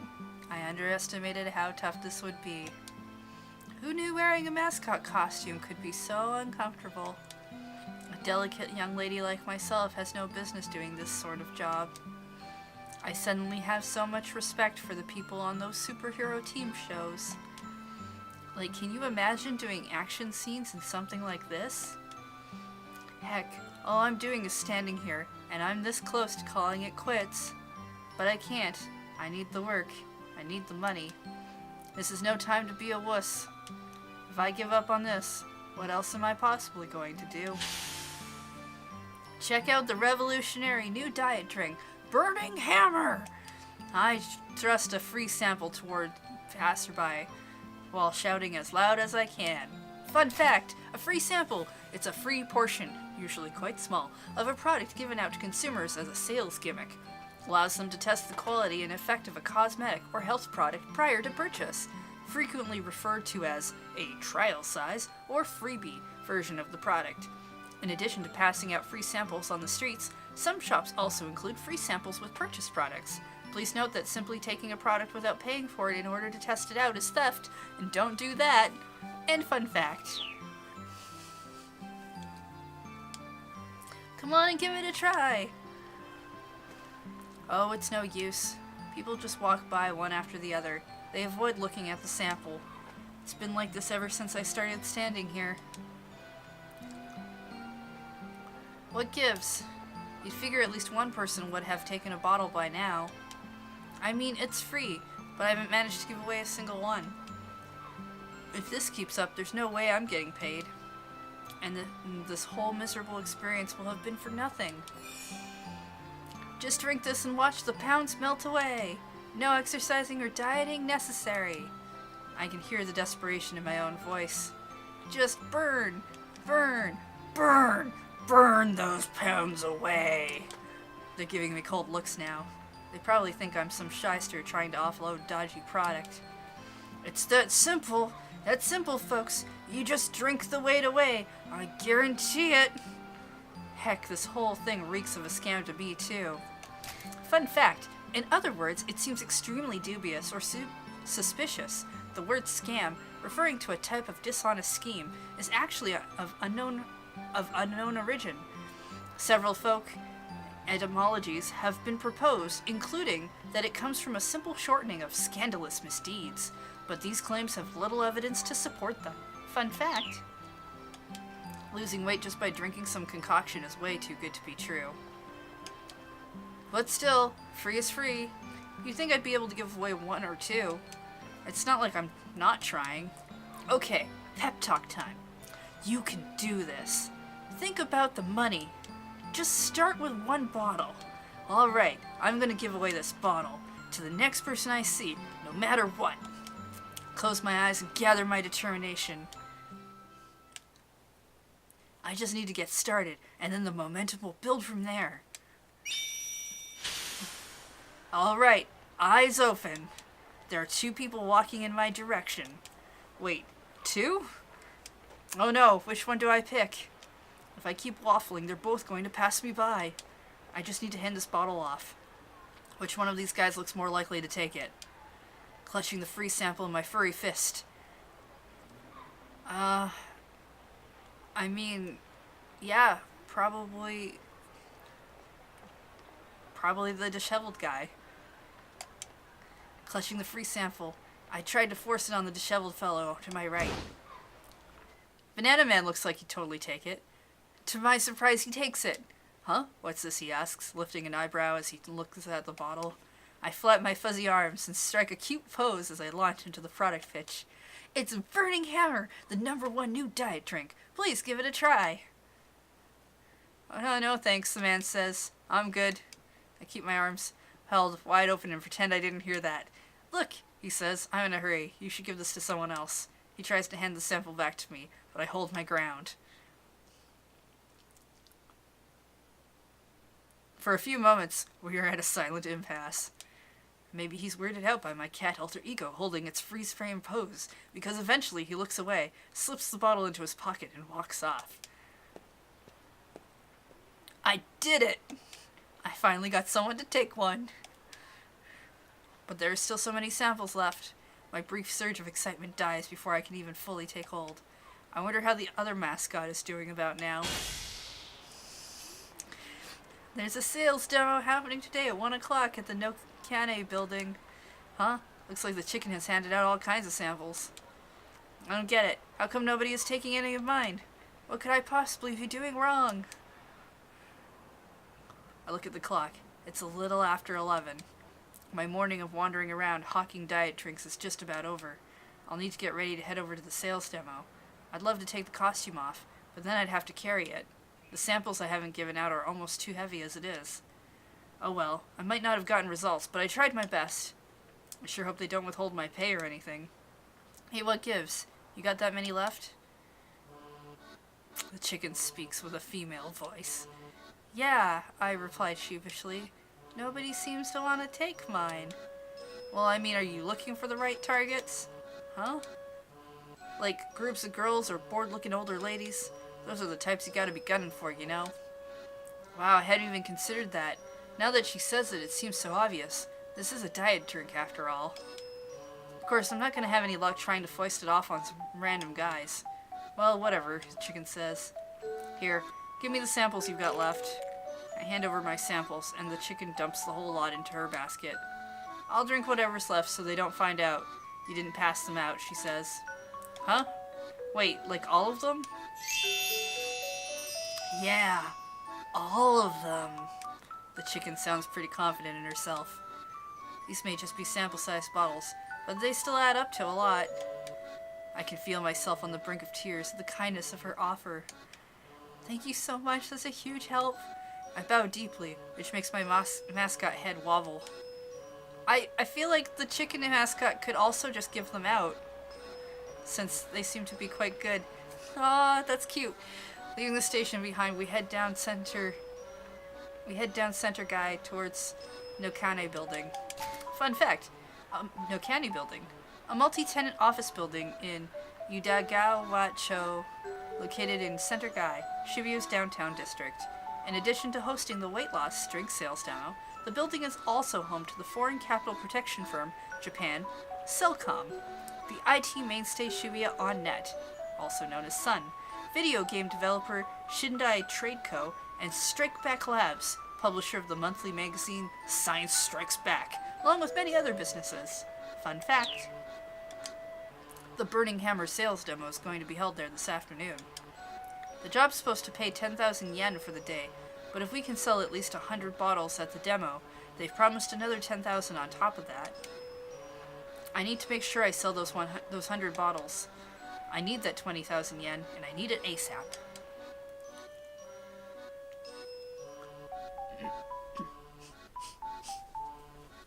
God, advertising. Just like a rocket. We arrive at the Nokane Building, a rundown multi-tenant office complex. We head into the room where the Burning Hammer sales demo is taking place. There are already about 50 seats set out. I wonder how many people the free samples will pull in. A stage has been set up at the far end of the room. That's where I'm going to be standing, sipping Burning Hammer while explaining its effects to the customers. Hurry up and take that thing off. The chicken flaps her wings as she speaks. It's kinda early, but come on, let's have lunch. Ha! I knew it! 11 o'clock is lunch hour! I'm starving. Now that she mentions it, I realize I'm pretty hungry myself. The demo's not starting for another 2 hours. Can't win a war against my stomach for that long. The chicken and I head to the waiting room, where they've set out our lunches. Yeah, my friend, the chicken and I. Time for lunch. Mind getting my back really quick, the chicken asks. She arches her back toward me. Apparently she can't reach her own zipper. Oh sure, give me just a sec. I tried to unzip the back of the chicken suit, but my own suit's thick fuzzy fingers have a hard time of it. What's the holdup? Come on, I'm roasting this thing. Hurry up and get it off of me. I've almost got it. It's just awkward with these mitts.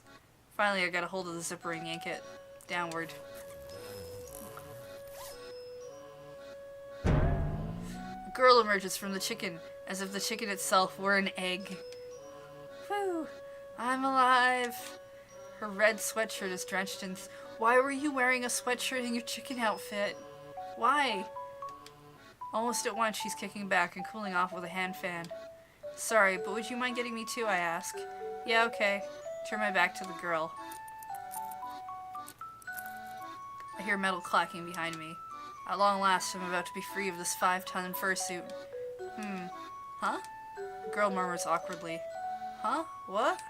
A spike of anxiety hits me. What's wrong, I ask. Yeah, that's a no-go. Zipper's busted. What? Yeah, sorry, this thing ain't coming off. What? My vision goes dark. No, no, no! I tug desperately at the costume, but no luck. I'm trapped inside.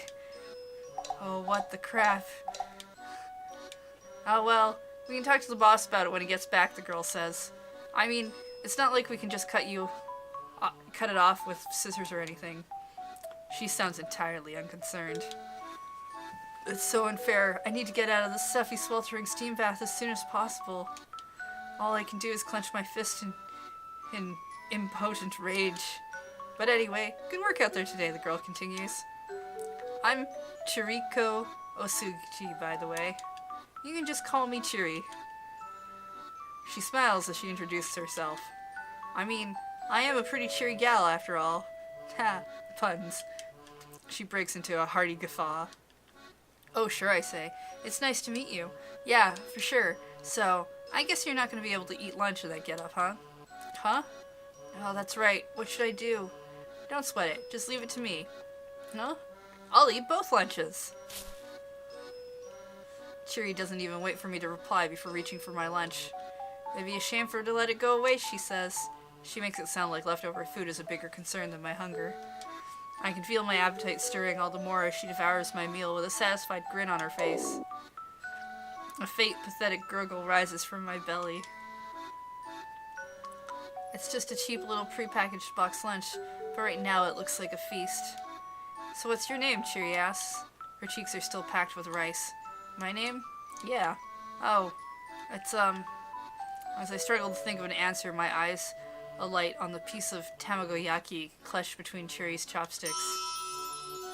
The yellow slab of lightly grilled egg wobbles to and fro. I can see the inside from the way it's been sliced. It looks somewhat undercooked. Come on, what's your name? Right, Tama. It's Tama. Huh? You mean like that famous cat? Well, ain't that fitting? Cheery chortles and stuffs a piece of tamagoyaki into her mouth, then takes a big swig of iced tea. This is so mean. I'm beyond jealous. I wish I could gorge myself on those lunchboxes until I'm full to bursting. Heck, even a cold glass of iced tea would be a lifesaver right now. I'm so thirsty. I'm starting to get all dizzy. Maybe I really am getting dehydrated. This isn't good. If I don't do something, I'm going to pass out before the sales demo even starts. And then I remember something. The zipper down my back might be busted, but I can still take the head off, right? That way at least I'd be able to eat and drink stuff. Alright. Oh, 3 options. Grab the head in both hands, yank it upward with all my might. Rock my head back and forth, good and hard. Ask Cheery to assist me. Let's see if Chicken Girl will help us out. I decide to ask Cheery. Would you mind helping me pull my... Ow, I feel a dull throbbing pain at the back of my head. Like I bumped my head somewhere, but I don't remember doing that recently. Cheery flashes me a curious look. What are you doing, she asks. I thought maybe I could at least get the head off. That ain't gonna work. The thing's attached to the body. I slump forward in defeat, face planting on the tabletop. No!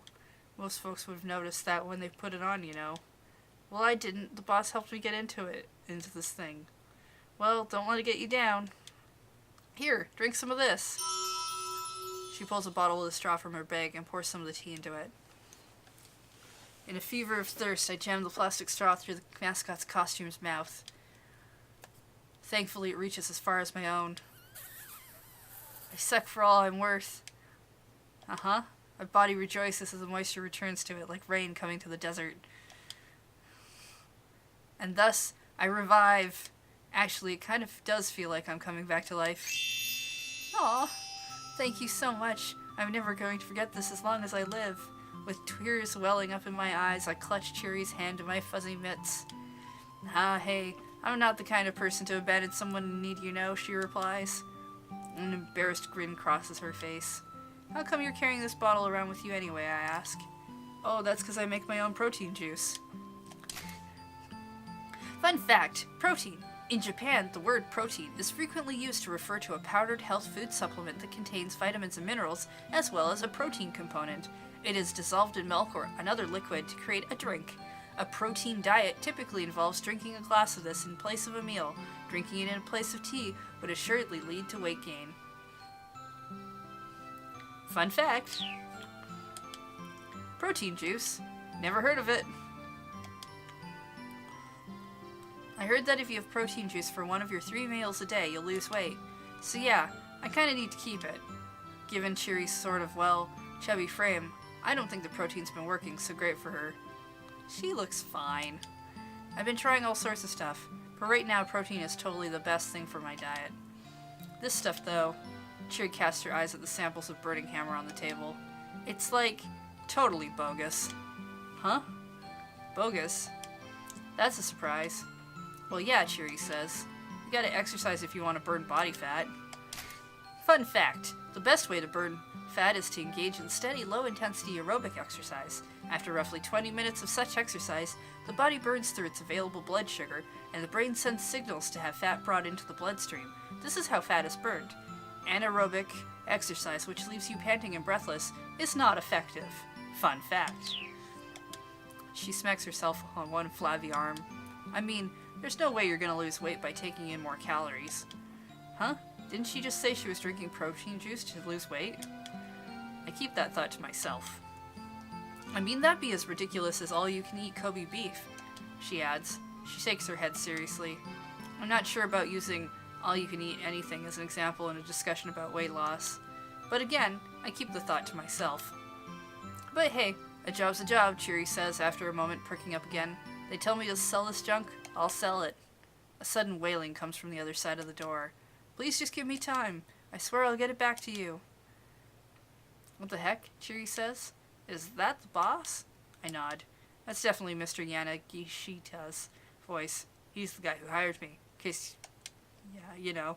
Settling up alongside Cheery, I very quietly open the door and take a peek inside. Mr. Yanagishita is down on his hands and knees begging, while two uncouth-looking men glower at him. Just a little more time, that's all I ask, he pleads. Once I sell this stuff, I can pay you back. I see a tiny bottle of burning hammer in his hand. Just a little more, mimics the middle-aged fellow. I just gotta sell this. We've heard enough of that out of you. Yeah, the younger guy sneers. We ain't giving you any more time, so quit asking. But I really just need a little longer this time. Please, you gotta believe me.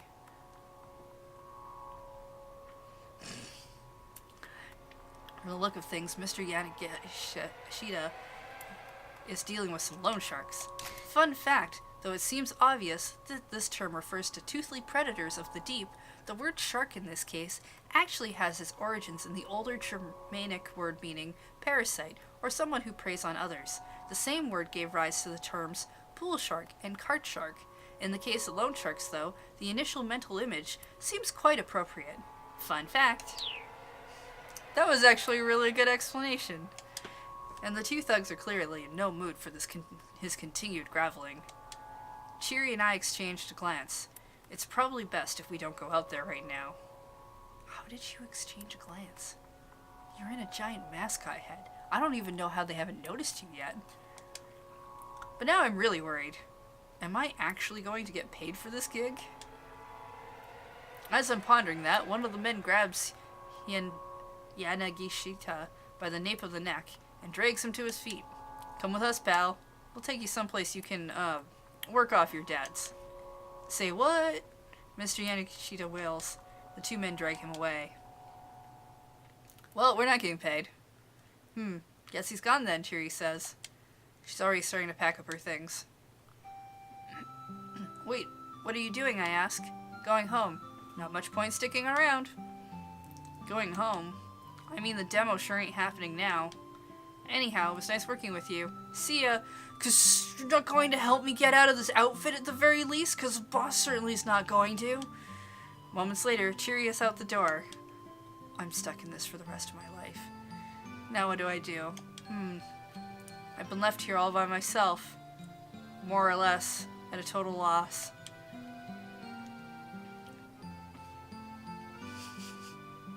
Yeah, that's definitely a bad end. I'll give you that.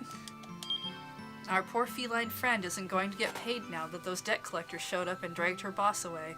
If a certain someone hadn't told the thugs how to get to the Nokane building, they probably wouldn't have caught... Oh. So somebody else gave directions. Interesting. I don't think we read that plot yet.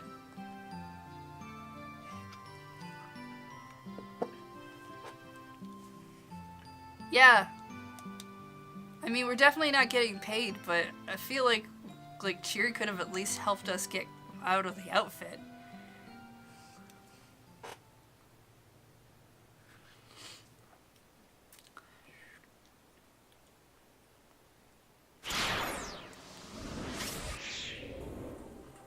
Cool. I'm just gonna take a brief break so I can get some more to drink. But we'll be going on for about another hour. This game is fun. So I'll be right back.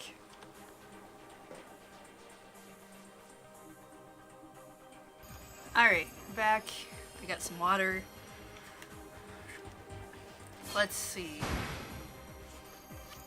There's Osawa.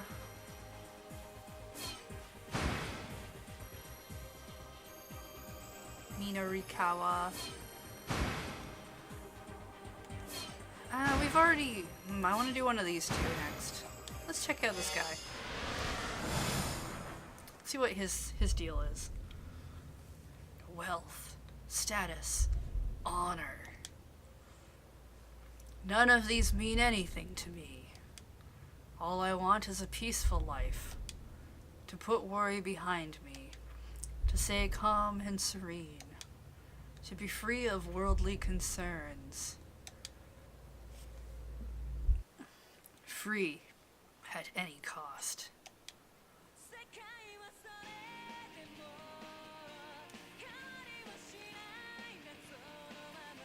Alright. A cheery rhythm pumped from the CD player set up against the study wall. It was the latest hit from Aya Kamiki, the songwriter sensation who was blowing up the pop charts. Kenji Osawa reached for the stereo remote on his desktop. He ratcheted the volume up a little louder.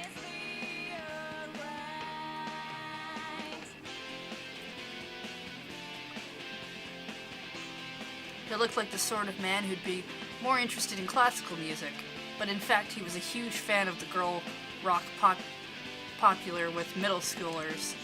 Closing his eyes, he swayed back and forth in time with the music, humming his favorite lyrics under his breath. But his movements faltered. It's no use. Aya's voice usually soothed whatever ailed him, but today even she couldn't help. Today, Osawa was a complete wreck, in both body and mind. Mounds of paperwork were scattered across the desktop in his study. All of it about viruses and vaccines. It had only been a week since he'd returned from a business trip to his company's branch office in the US, and he was slated to go back in another week's time. There was a truly staggering amount of work he needed to get through while he was at home. He picked up one of the papers, glanced at it aimlessly, then tossed it back onto the desk. Slumping back in his chair, he let out a long, deep sigh. He was in no mental state to work right now. A faint knock at the door barely roused him from his torpor. It's not a word I've actually seen before, so that's neat. Director, may I come in? It was his vice director, Mamoru Tanaka. Hey, Luminaire. Thanks for that raid. How you doing? Sure, the door's open. Tanaka came into the study. I know it's not a great time, but... Osawa could barely make out his words. He tapped the remote, lowering the volume of the music. Tanaka continued apologetically. A call came in from the lab. They're hoping for a response to the email they sent yesterday. I'm sure they don't need it today. Apparently they do need an answer as soon as possible, sir. I did ask them to give you some more time, but... I see, Osawa said warily. All right then. Tanaka dipped his head slightly and slipped out of the room. Yeah, the sound effects for this game are quite good. I like that they added them in. They almost didn't need to, but... Osawa contemplated his colleague. Tanaka was a man he could truly depend on. He has enough of his own work to do. He didn't need to come here again today, but he did. They've been working in close concert ever since Osawa had gotten back to Japan. Without Tanaka's support, there was no way he would be in a mindset to do any work at all right now. Sidling up to his computer, Osawa opened his email program and started answering the work-related messages. He reported on his business travel expenses, offered his opinions on capital investments, requested confirmation on current medical stockpiles. He worked with bleak detachment. None of this meant anything to him right now. Then a new email appeared in his inbox. The sender was identified simply as A. The subject line read, 1 year ago, South Africa. The message body was blank, but there appeared to be multiple images attached. Ordinarily, Osawa would have deleted a message like this immediately, assuming that it contained some kind of virus, which seems prudent. But the word South Africa drew his attention. Could this possibly be related to... He couldn't help but wonder. For a long moment he hovered the cursor over one of the image files. At last, as if spurred on by the upbeat rhythm in his ears, he double-clicked the mouse. There we go. What is this?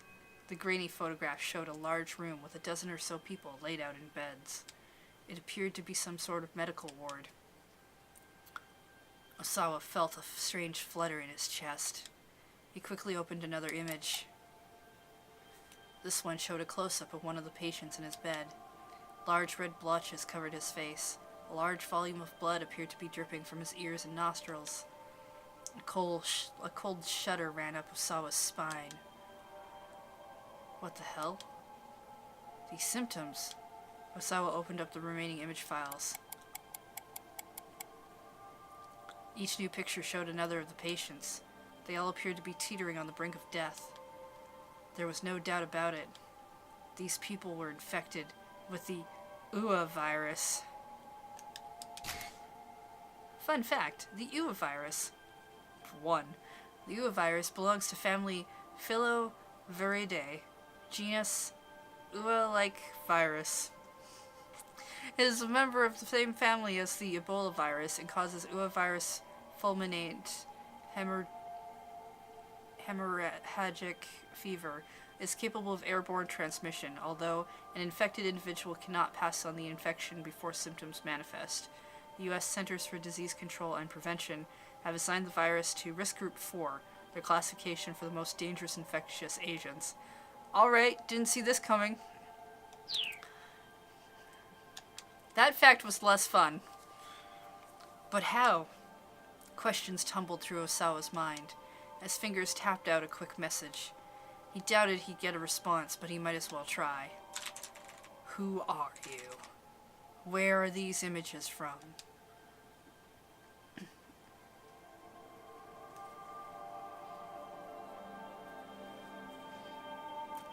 The UA virus got its name from a Swahili word for flower. Ah! Fun fact. Probably not that fun, given what we're talking about. The virus is roughly 90 nm to 110 nm in diameter, 500 to 700 long. Because of its pronounced sickle-like shape, it is sometimes known as the sickle of death. It possesses a viral envelope, the surface of which is coated with spike-shaped protein protuberances. Oh, it's nanometers. 1 nanometer equals 1 billionth of meter. Fun fact. These facts are less fun than the other fun facts I was doing earlier. Supposedly, this was based on the fact that the propagated form of the virus resembled the petals of a flower. Despite the flowery name, however, the disease was anything but pretty. UA didn't just mean flower, it also meant to kill. And as the name suggested, the virus had a mortality rate of 100% in those it managed to infect. Less fun fact, because most details regarding the UA virus have been suppressed, cases of UA infection are largely unknown to the world at large, because all patients known to be infected with the virus on official record have died within a short time frame. The mortality rate is given as 100%. As the incidence of known cases grows, the number may drop below 100%, but the mortality rate will likely remain extraordinarily high. Less fun fact over. Moreover, there was a very short incubation period between infection, the onset of symptoms, and death. Less fun fact, inhaled viral particles can spread from the lungs to the lymph nodes, and from there disperse throughout the body. The virus propagates in several places, including liver cells and macrophages, a component of the immune system, and destroys the endothelial cells within blood vessels. Upon reaching the brain, it forms a neural sludge of blood mixed with other bodily fluids. Less fun fact over. Within roughly 12 hours, bleeding would set in throughout the body everywhere, but the bones and muscles with lethal results. Due to its incredibly high mortality rate, the disease's very existence has been kept hidden from public knowledge. Awesome. Osawa's computer chimed to signify the arrival of a new email. The sender was A. He hurried to open the message. Once again, the subject line read, 1 year ago, South Africa. Your crimes. Osawa stared at those two words. My crimes? That left him only with further questions. Kavina, hey, thank you for that cheer. Unsubscribe from On Fun Facts.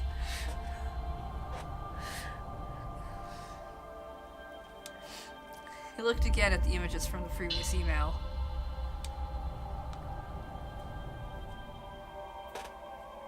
What makes any of this my crimes? He could see the patient's bleeding was severe. He estimated that several hours had passed since the onset of the disease.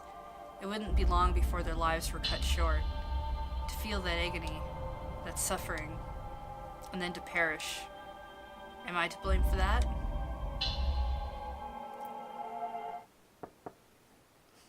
Another faint knock came at the door.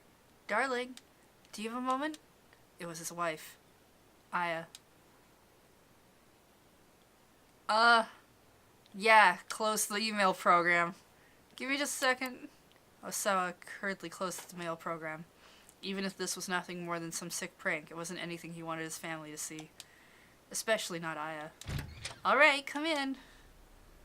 But Osawa turned to see that Aya had already let herself into the study.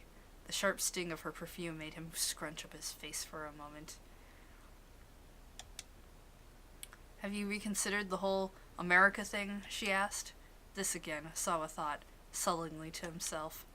Please, he said, can we not discuss this right now? If not now, then when? You know this isn't a decision to make on your own. On his latest business trip, a major American pharmaceutical firm had attempted to headhunt him, asking him to join them and be among the top researchers in the world. The money and prestige held no interest for him, and he was reluctant to turn his back on Okoshi Pharmaceutical after his many years of service. Possibly fun fact? The pharmaceutical company for which Kenji Osawa works, it is a major corporation with a solid sales network both domestically and internationally, and an annual turnover of 1 trillion yen.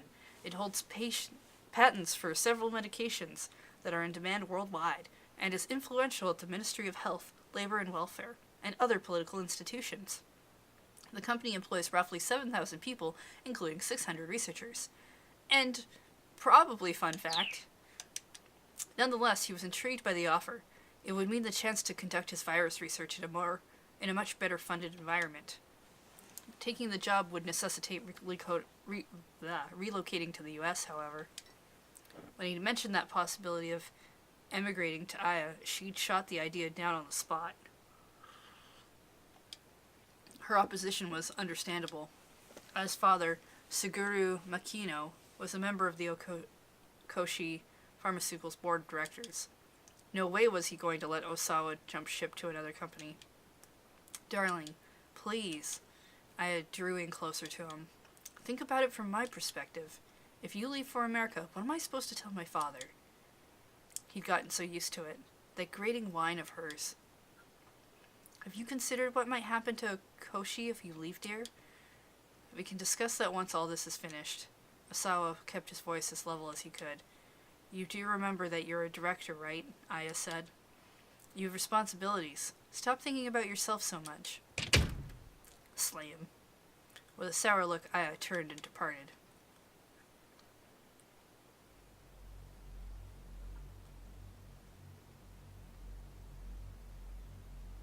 Well, he had known that moving to America would never be a simple matter, regardless of what his wife thought about it. There was another reason, however, the antiviral agent that he had developed at Okoshi. Fun fact, a therapeutic drug used to treat viral infections. Examples include the drugs used against influenza and HIV. These treatments do not eliminate the infection. Rather, they simply inhibit the development of the disease. There are still many issues with such drugs, including the risk that treated viruses possess or develop resistance that make the treatment ineffective. Academic institutions and pharmaceutical companies worldwide devote tremendous resources to further advancing the field of antiviral medicine. And fun fact.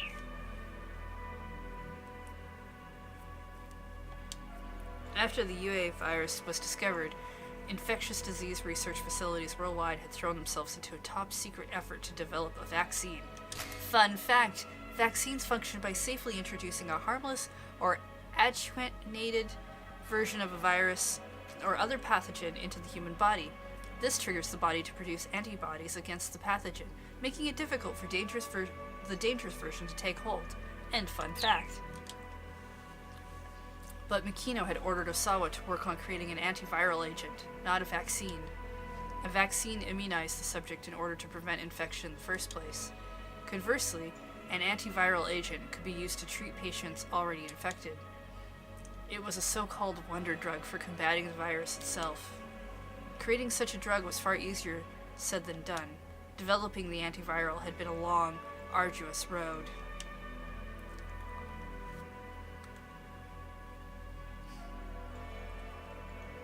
Only after years of research had Osawa's team succeeded in identifying a substance that might qualify as an antiviral agent for UA. In theory, if it was administered during the virus's initial stages, 100% recovery could be attained. Data also suggested an 80% survival rate for patients treated shortly after the onset of symptoms. But there was a fatal flaw with the new antiviral agent. The side effects on the body were unusually potent. If it was administered in amounts beyond a certain threshold, it was linked to life-threatening complications. For a time, the research was at an impasse.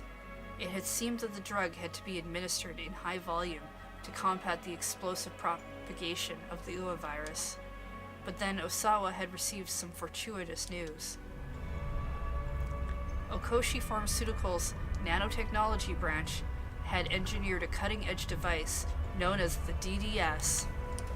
Fun fact, nanotechnology is technology created and or operated on an extremely small scale, often measured in nanometers.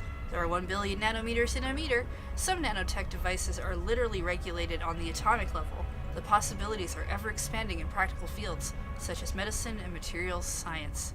The United States is among the world leaders in the push for research and development. Fun fact, DDS is an acronym for Drug Delivery System. Such a system administers ultra-microscopic drug capsules to a targeted area of the body. And fun facts. Osawa had jumped on it immediately by administering his antiviral agent with the nanotech DDS. He was able to use smaller amounts of the drug to quash the UA virus with precision. Fun fact, because a DDS can be used to deliver a drug with pinpoint precision and only where it is needed, it has greatly reduced the side effects of even very potent drugs. The DDS developed by Okoshi Pharmaceutical utilizes advanced high-tech polymers, which ensure that the capsules containing the drug are fully broken down and eliminated from the body roughly 1 week after administration. Fun fact. The procedure was a huge success. I don't remember when this was a detective mystery anymore. I remember there used to be a kidnapping. There was a kidnapping an hour ago. And then a poor mascot who can't get out of an outfit, who's definitely not getting paid. And now there's some sort of weird disease. There was a marked increase in the drug's efficacy. Efficacy. That makes more sense. Along with the expected decrease in adverse side effects. Fun fact, a pharmaceutical is said to have a positive effect if its use brings about the desired results when treating a medical condition, but many drugs create unwanted or unforeseen adverse effects as well. Given the extreme complexity of most drugs' interactions with the human body, nearly any medicine can have both positive and negative effects. The effects had been confirmed via animal testing on monkeys, and now the antiviral was ready for the final development stages, clinical trials on humans. Fun fact, experiments involving drugs or medical techniques tested on animals to confirm their safety before they are used on humans. The 1964 Declaration of Helsinki, which lays out ethical standards for human experimentation, advocates responsible animal testing. For many animal rights advocates regard such testing as a form of animal cruelty. Another fun fact is that clinical trials happen. When a new drug is being prepared for government approval, after it has been tested on animals, it must pass tests on humans, known as clinical trials, that evaluate its safety and suitability. Such tests are frequently conducted on both patients and healthy individuals. In Japan, the development of new drugs is often hindered by insufficient legal infrastructure for conducting clinical trials, resulting in a smaller knowledge base and fewer opportunities for testing. But the very existence of this new wonder drug was still a secret. No doubt, Okoshi's leadership would be reluctant to see Osawa, the drug's lead researcher, transferred to another company. Yeah, you think? Still, it wasn't completely outside the realm of possibility.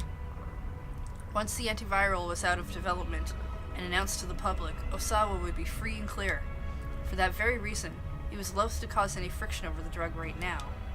This anxiety only magnified his concern about the email he'd just received.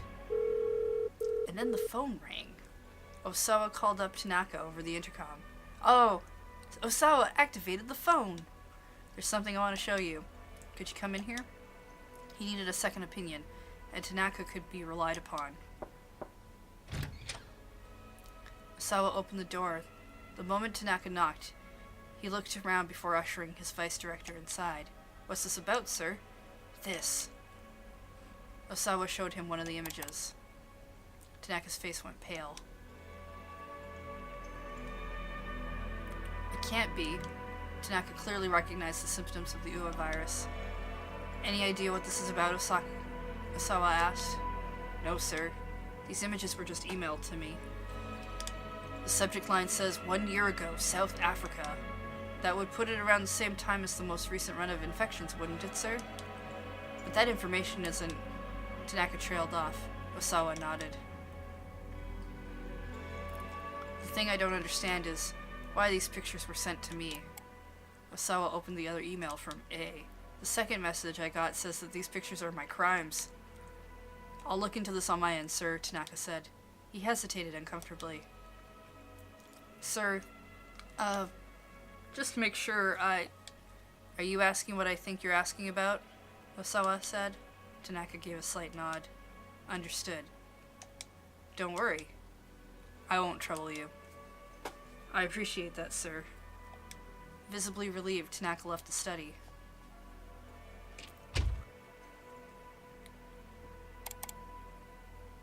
Osawa brought up a folder marked Ua virus on his screen.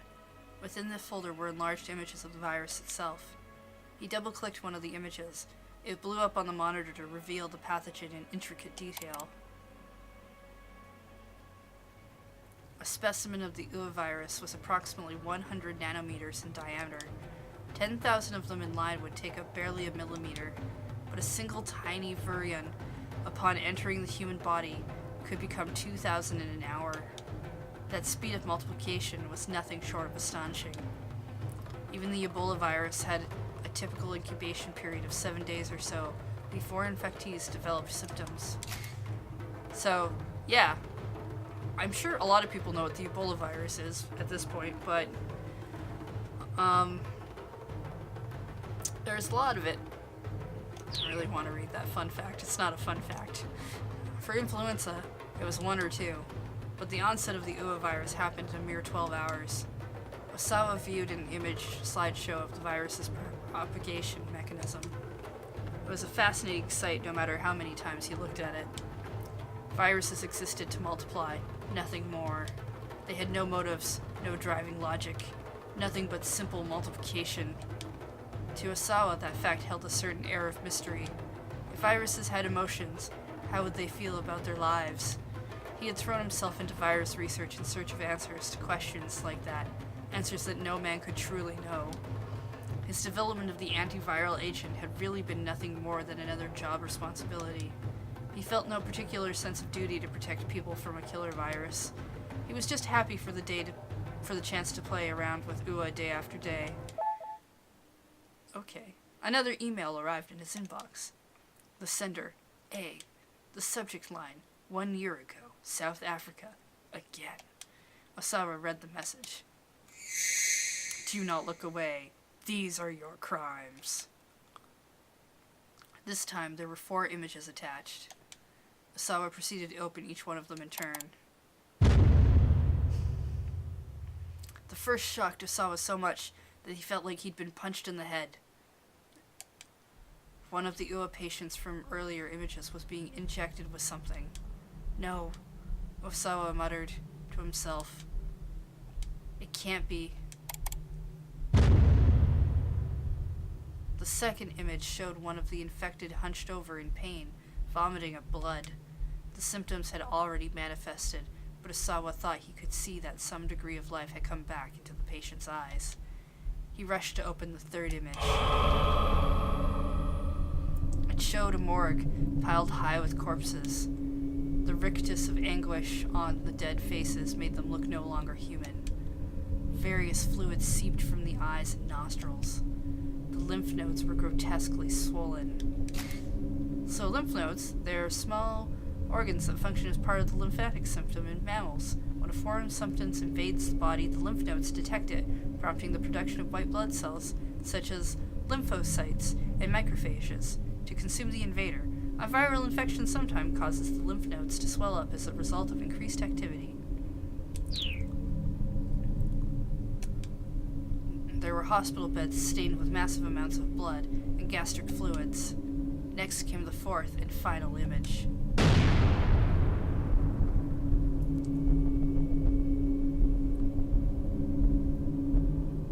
More corpses. They had badges affixed to their chests with various labels.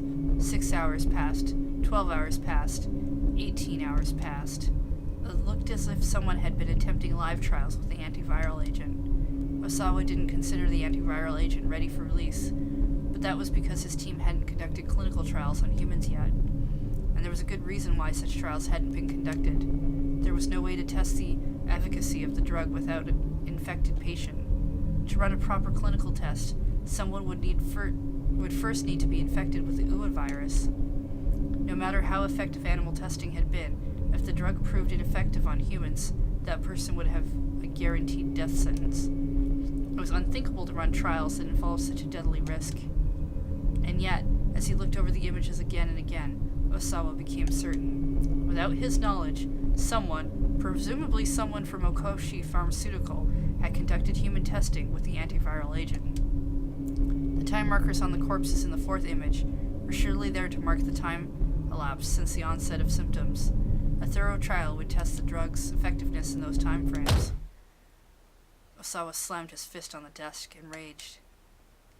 This was nothing short of vile human experimentation in the guise of clinical testing. The people responsible could not be allowed to get away with this. There was only one person Osawa could trust to keep this under wraps, his boss, Makino. He reached for his phone to call Makino, but he stopped short as soon as he picked up the receiver. He knew he was in no state of mind to have a calm, reasoned conversation right now.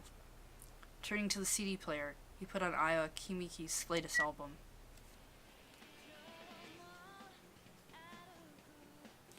Leaning back in his chair, he surrendered himself to her soothing tones. Bit by bit, he could feel himself returning to a calmer emotional state. There had been a time when Osawa hadn't listened to music at all. In fact, he'd had no interest in the arts in general. Music, painting, cinema.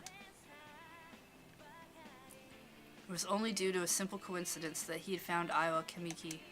His daughter had asked for a CD as a birthday present, so he'd swung by the store to pick one up. Since Kamiki's new album had just come out, there was a display for it in front of the shop. Something about the bright, colorful album packaging had drawn him in.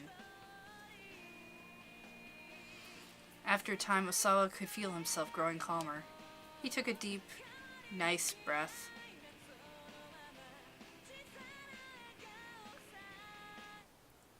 Whoops. What do we want to do? Dial up the music or try and banish our nerves? Let's dial up the music. He took a nice deep breath and then he dialed up Makino. Right, that makes more sense. We should talk to Makino. Has there been any progress? Makino asked as soon as he picked up. His voice was somber. No, Osawa said. Nothing much yet. A tiny sigh came in from the other end of the line. I see. Then what can I do for you? Sir, I'll just get right to the point. Have you conducted clinical trials using the antiviral drug? Makino didn't respond right away. What makes you think that? He asked at last. Osawa described the emails he'd received. When he'd finished, Makino let out his breath in surprise. Not over the phone, he said. We'll discuss this in person. I'll head over to your place when I'm done here. As soon as possible, sir. As soon as I can manage, Makino said. You're not the only person who's busy. With that, Makino hung up. There was no doubt about it then. There had been human testing. Osawa went to let Tanaka know he'd be meeting with Makino.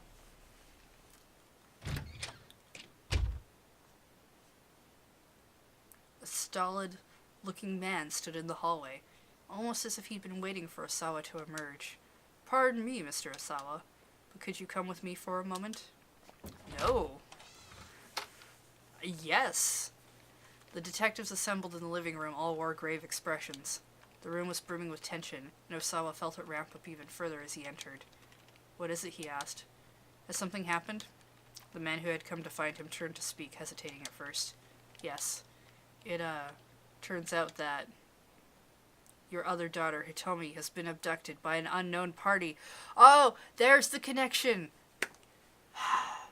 Got there.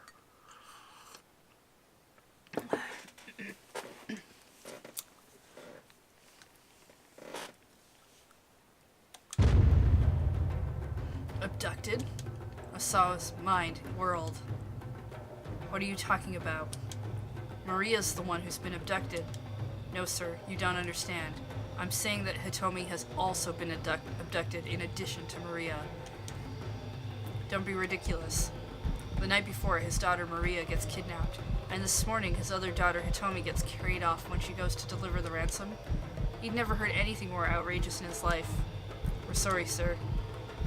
A detective was with her, but the police went on to explain that Hitomi had somehow managed to end up all by herself, and while she was alone, several individuals had forced her into a car and driven off. Osawa could barely comprehend what they were saying. His mind was in a fog. The detective's words seemed to grow quieter and quieter. Osawa's strength drained from his body. His ability to process external stimuli began to drift far, far away. It's not possible. It can't be. Could no one keep them safe? Not me. Not anyone? My girls, Hitomi, Maria. It's not true. This is all just a bad dream. Some kind of sick joke. It's not true. It's not. It's all just a bad dream. It's a lie. It's a twisted joke. Someone made this all up. Stop it. Stop saying that. I don't want to hear it. Tell me it's all a lie. It's a lie. Please tell me it isn't true. Slowly, the ceiling began to spin. Then Osawa's vision went awash with white. Bad end. Osawa had a complete mental breakdown when he learned that not just one, but both of his daughters were kidnapped. But surely there has to be someone who can keep Hitomi safe. She's been on the run with Achi, but just what are they up to? The key to changing her fate and her father's lies with Achi's decision at 11:05. Interesting.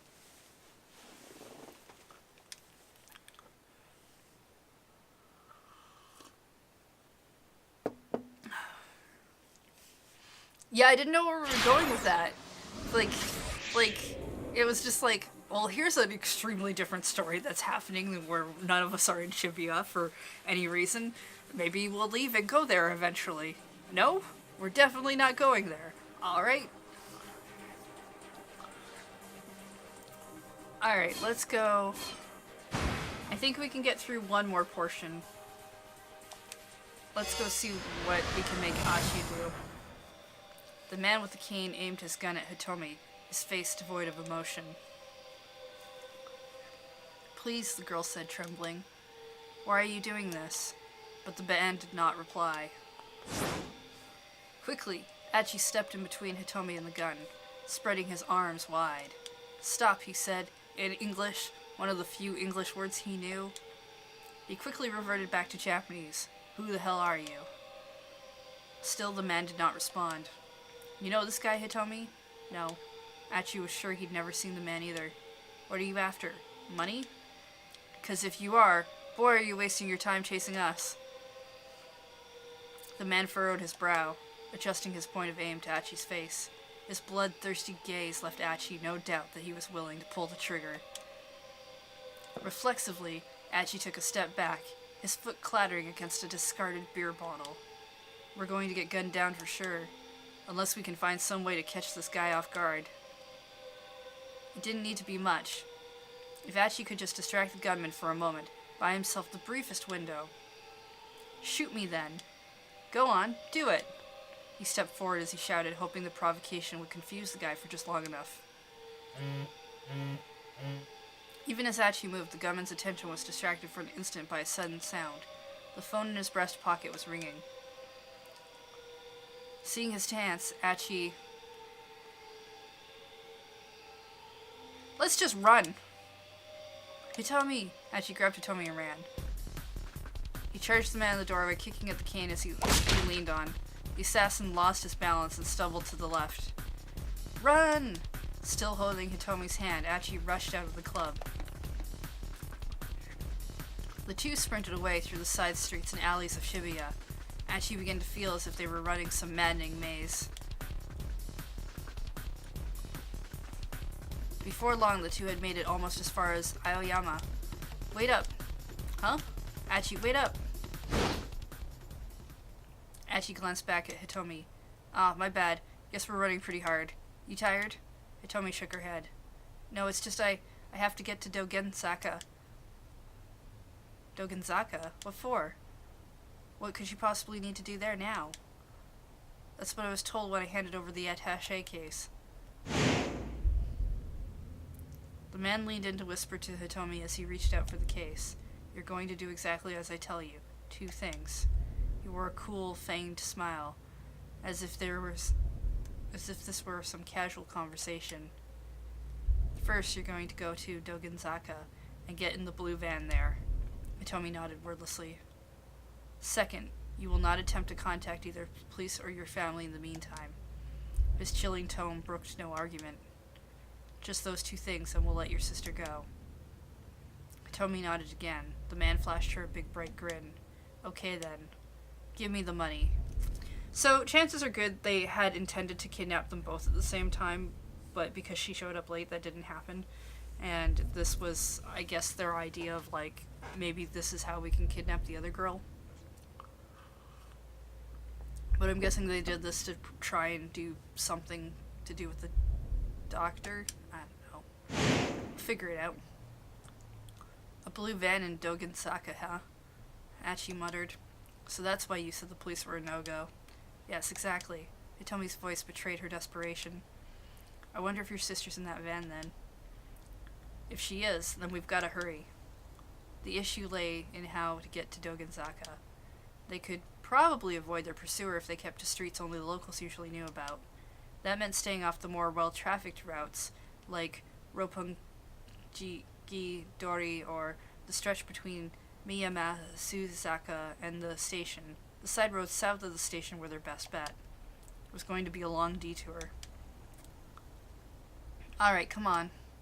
Turning, Achi headed back the way they'd come after a moment's confusion. Hitomi followed. Achi? There was a note of worry in her voice. Hey, don't sweat it. I actually live in Dogenzaka. We're heading right back to my old neighborhood. Hitomi bowed her head. Thank you so much. Hey, it's no problem. I had to head home anyway. Achi gave her a grin, and she cracked a tiny smile of her own.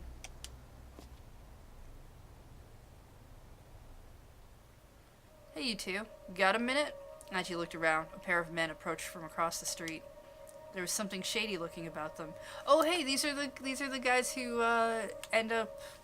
Yeah, that's not good for Tama. Achi's protective instincts kicked in, and he stepped in front of Hitomi. If these guys meant trouble, he wanted to be ready.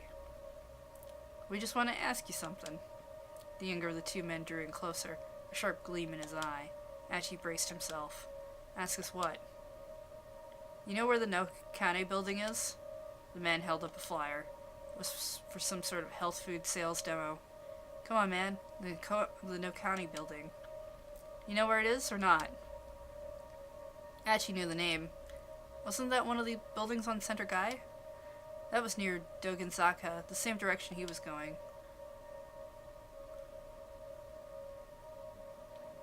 Alright, we don't want them to find it for other reasons, so I don't like the thought of these two following Hitomi and me. And she pointed them in the opposite direction from Center Guy. Pretty sure it's that way, he said. Thanks, man. Sorry to bug ya. The two men headed off toward the main road.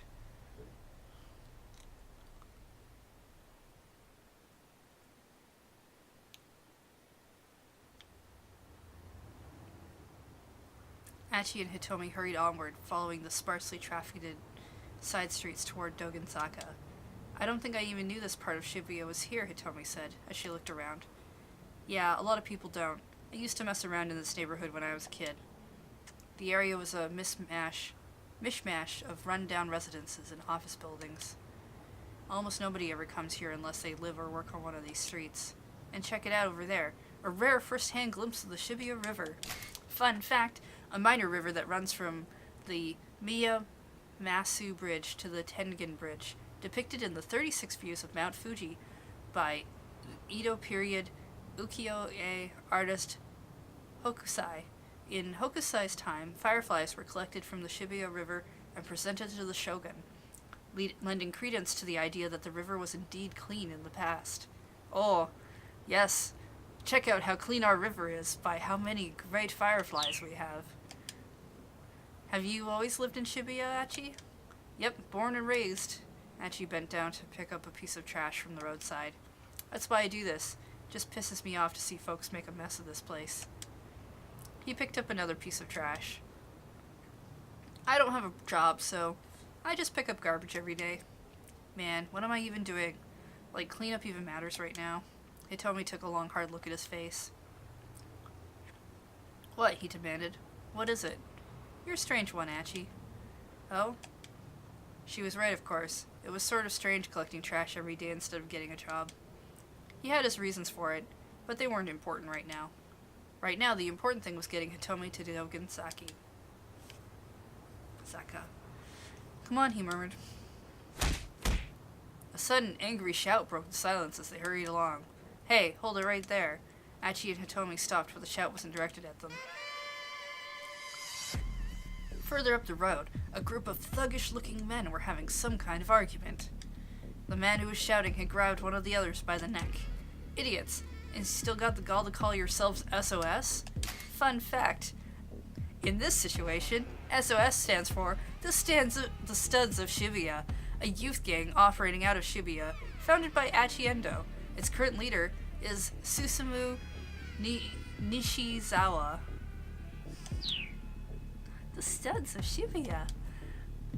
I mean, yeah, Susumu, but the other men standing around looked distinctly uncomfortable. It takes money to run an organization.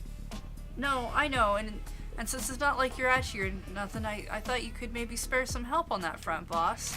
Fun fact, boss, the top dog, the man in charge, the head honcho. It refers to the leader of SOS, Susumu. A change in leadership can really shake up an organization. The new boss's personality and disposition are a huge factor in whether the group continues to prosper. The fact that Susumu is being asked to spare some help on the monetary front suggests that he still has things to learn about being in charge. Fun fact. Hitomi looked at Achi when the stranger spoke his name. He smiled awkwardly and turned back to the altercation. Shut your mouth, Susumu barked. How dare you say Achi's name in my presence? Hey, Achi called out. What was that about me? As soon as they saw him, the other men went pale. Achi kept his tone casual as he strolled up to the group. Susumu, you can't just give the guy a beatdown in the broad daylight. Fun fact, a beatdown is to mess someone up super bad, usually with punches and kicks. Don't want to shock the upstanding people of our fair city. Achi, Susumu glared. Can we drop the pleasantries? Alright, Achi replied with a hint of a sneer. Got it, Susumu. And I'd like to point out we're not on a first-name basis. With that, Susumu turned and stalked away. His bodies followed suit, leaving Achi and Hitomi alone again. Did you know that guy, Hitomi asked? His name's Susumu Nishizawa. And yeah, I know him. Or I thought I did. Used to be friends way back. Me and those guys were all part of the same crew. but I bailed a little while ago.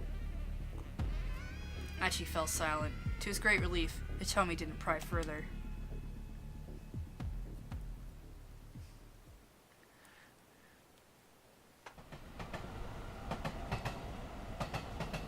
Achi and Hitomi had gone a short distance further when he caught sight of a man picking something up alongside the train tracks. Huh? I wonder. Achi went over to him. Hey man, you picking up trash by any chance? Huh? The man let out a panicked shout. Fun fact, this man's name is Taisei Yasuda. He's 35 years old. Just opened up a knick-knack shop in Shibuya. Achi knows Shibuya like his own backyard, but this Yasuda guy is new enough that Achi doesn't recognize him. Sorry, just kind of looked like that's what you're doing. Oh, yeah. Yeah, I'm picking up trash, of course. The guy seemed pretty unnerved. Like, I just got to thinking, man, this place is filthy. Right on! Achi clasped the man's hand in his own. Oh my goodness, it's a friendship moment. Someone else who gets it. They do? Totally. I see all this trash all over the place and I can't stand it. Oh, yeah, sure. The man breathed a sigh of relief. Can't stand it when someone throws something away, when it could still be useful. I hear that. That's the spirit. Ha ha! Achi pulled out the trash he had stuffed in his pocket. Here you go. Huh? Go ahead. Have all of it. The man looked dumbfounded. Usually I go around picking up the trash around here, but I've got a little thing I gotta do today. You got it from here. I'm counting on you. What? Actually, I'm kind of... Great, thanks. Achi beamed in approval, then rejoined Hitomi and headed down the street. The man let out a sigh. Fine. Oh, that was great. Slipping through a narrow back alley, they came out near the top of Dogenzaka. Achi looked down the hill, but didn't see a blue van anywhere. He and Hitomi started making their way toward Shibuya Station. See, like, expressions and stuff like that is one of the reasons I really like watching some live action shows. Because they can get really goofy. Hitomi muttered to herself. I don't see it parked around here. Her face twisted up with worry. It was a lot harder to find street parking closer to the station. Hitomi, hold up. Achi suddenly had an idea. He darted into a nearby soba restaurant, motioning for Hitomi to follow. Hey, he called out to the proprietress, a sharp-eyed middle-aged woman. You're looking as lovely as ever today, I see. Oh, Achi, are you done collecting trash for the day? The lady took a look at Hitomi, her eyes lighting up. Fun fact, this lady's name is Maki Uenda. When she was 19, she happened to stop by this place and was captivated by the chilled curry soba. By day's end, she had decided to make the restaurant her new home, married the owner at age 22, and they managed the establishment together. Last year, her husband of 30 years passed away. Now she safeguards the generations-old secret of chilled curry soba on her own. She sounds cool. Is this your girlfriend? Huh? Oh, no, it's nothing like that. The proprietress was undeterred.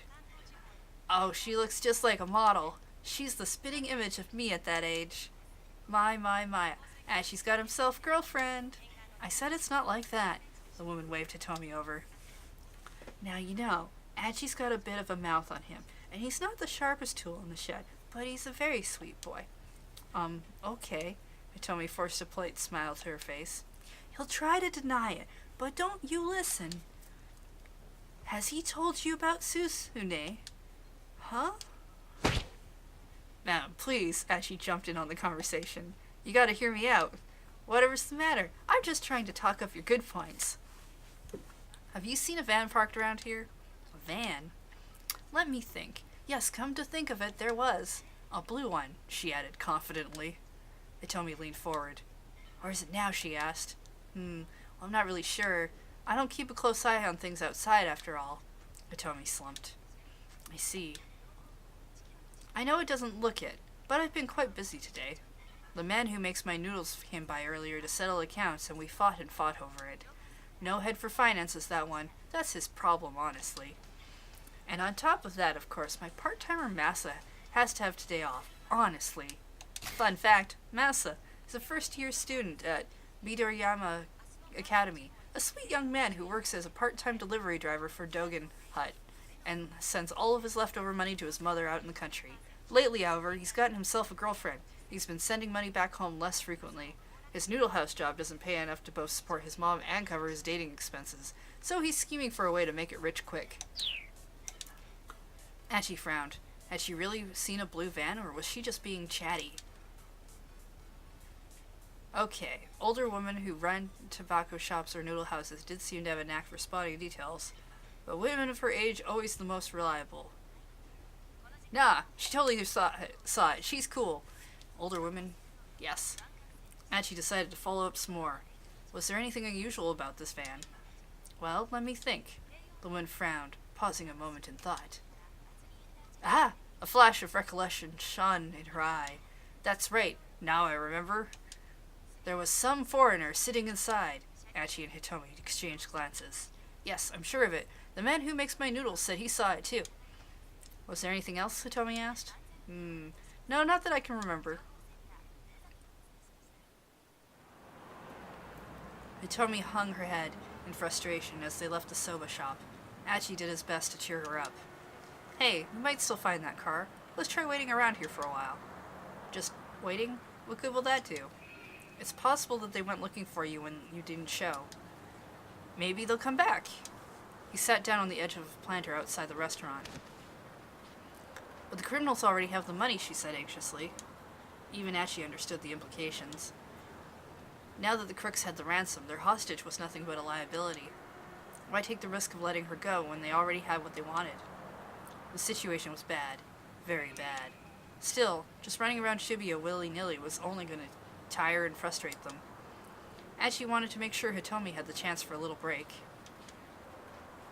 We don't have anywhere else to look, so let's just give it 10 minutes, okay? Hitomi seemed unconvinced. She looked like she might just march off down Dogenzaka at any moment. I understand how you must feel, but you know what they say. Slow and steady, stay in place. Hitomi burst out laughing. What's so funny? It's slow and steady wins the race. For real? Hitomi smiled and sat down beside him. Alright, she said, we can wait here for 10 minutes. You're funny. Cool, we'll run enough races today already, right? Hitomi kept her eyes on the cars passing through Dogenzaka for a while. Then she murmured softly. Thank you so much for everything, really. You can thank me after we find this van. I'm sure if I had been by myself, I had been in too much of a panic to do anything. What can I say? I try to keep my head up and face things as they come. You're quite the optimist, aren't you? Achi grinned. He tried to recall what optimist meant. He was pretty sure it had something to do with doctors. Or maybe glasses. Fun fact, the game's not telling you. It doesn't. That's why. The shy, sweet look on Hitomi's face as she said it, though, made him figure it probably wasn't a bad thing. Whatever it was. Cars drifted on by, one after the other, but they saw no sign of a blue van. After a while, even Achi began to grow impatient. This was starting to feel like a waste of time. And then...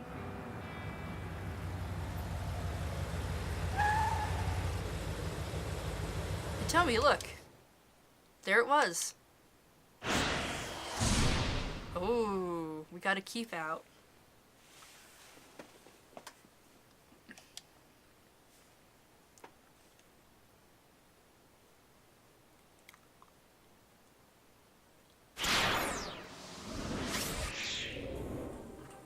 Interesting.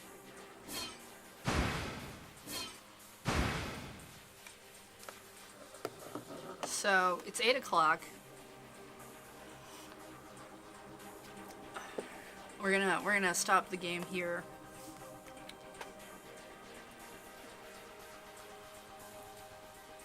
I like this game. This is really interesting. Like, it kind of feels a bit linear, like there's probably one good end that you're aiming towards, but I kind of like the replayability of like the chapters and seeing what the different decisions end up doing. It kind of makes me think of 999, but like you don't have to replay the whole thing.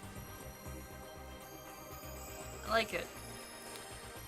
This is gonna be probably our evening game for a while. So that's Wednesdays and Fridays, 5 p.m. to 8 p.m. Our next stream is going to be Sunday morning, and we're going to continue Pokemon adventures for morning times.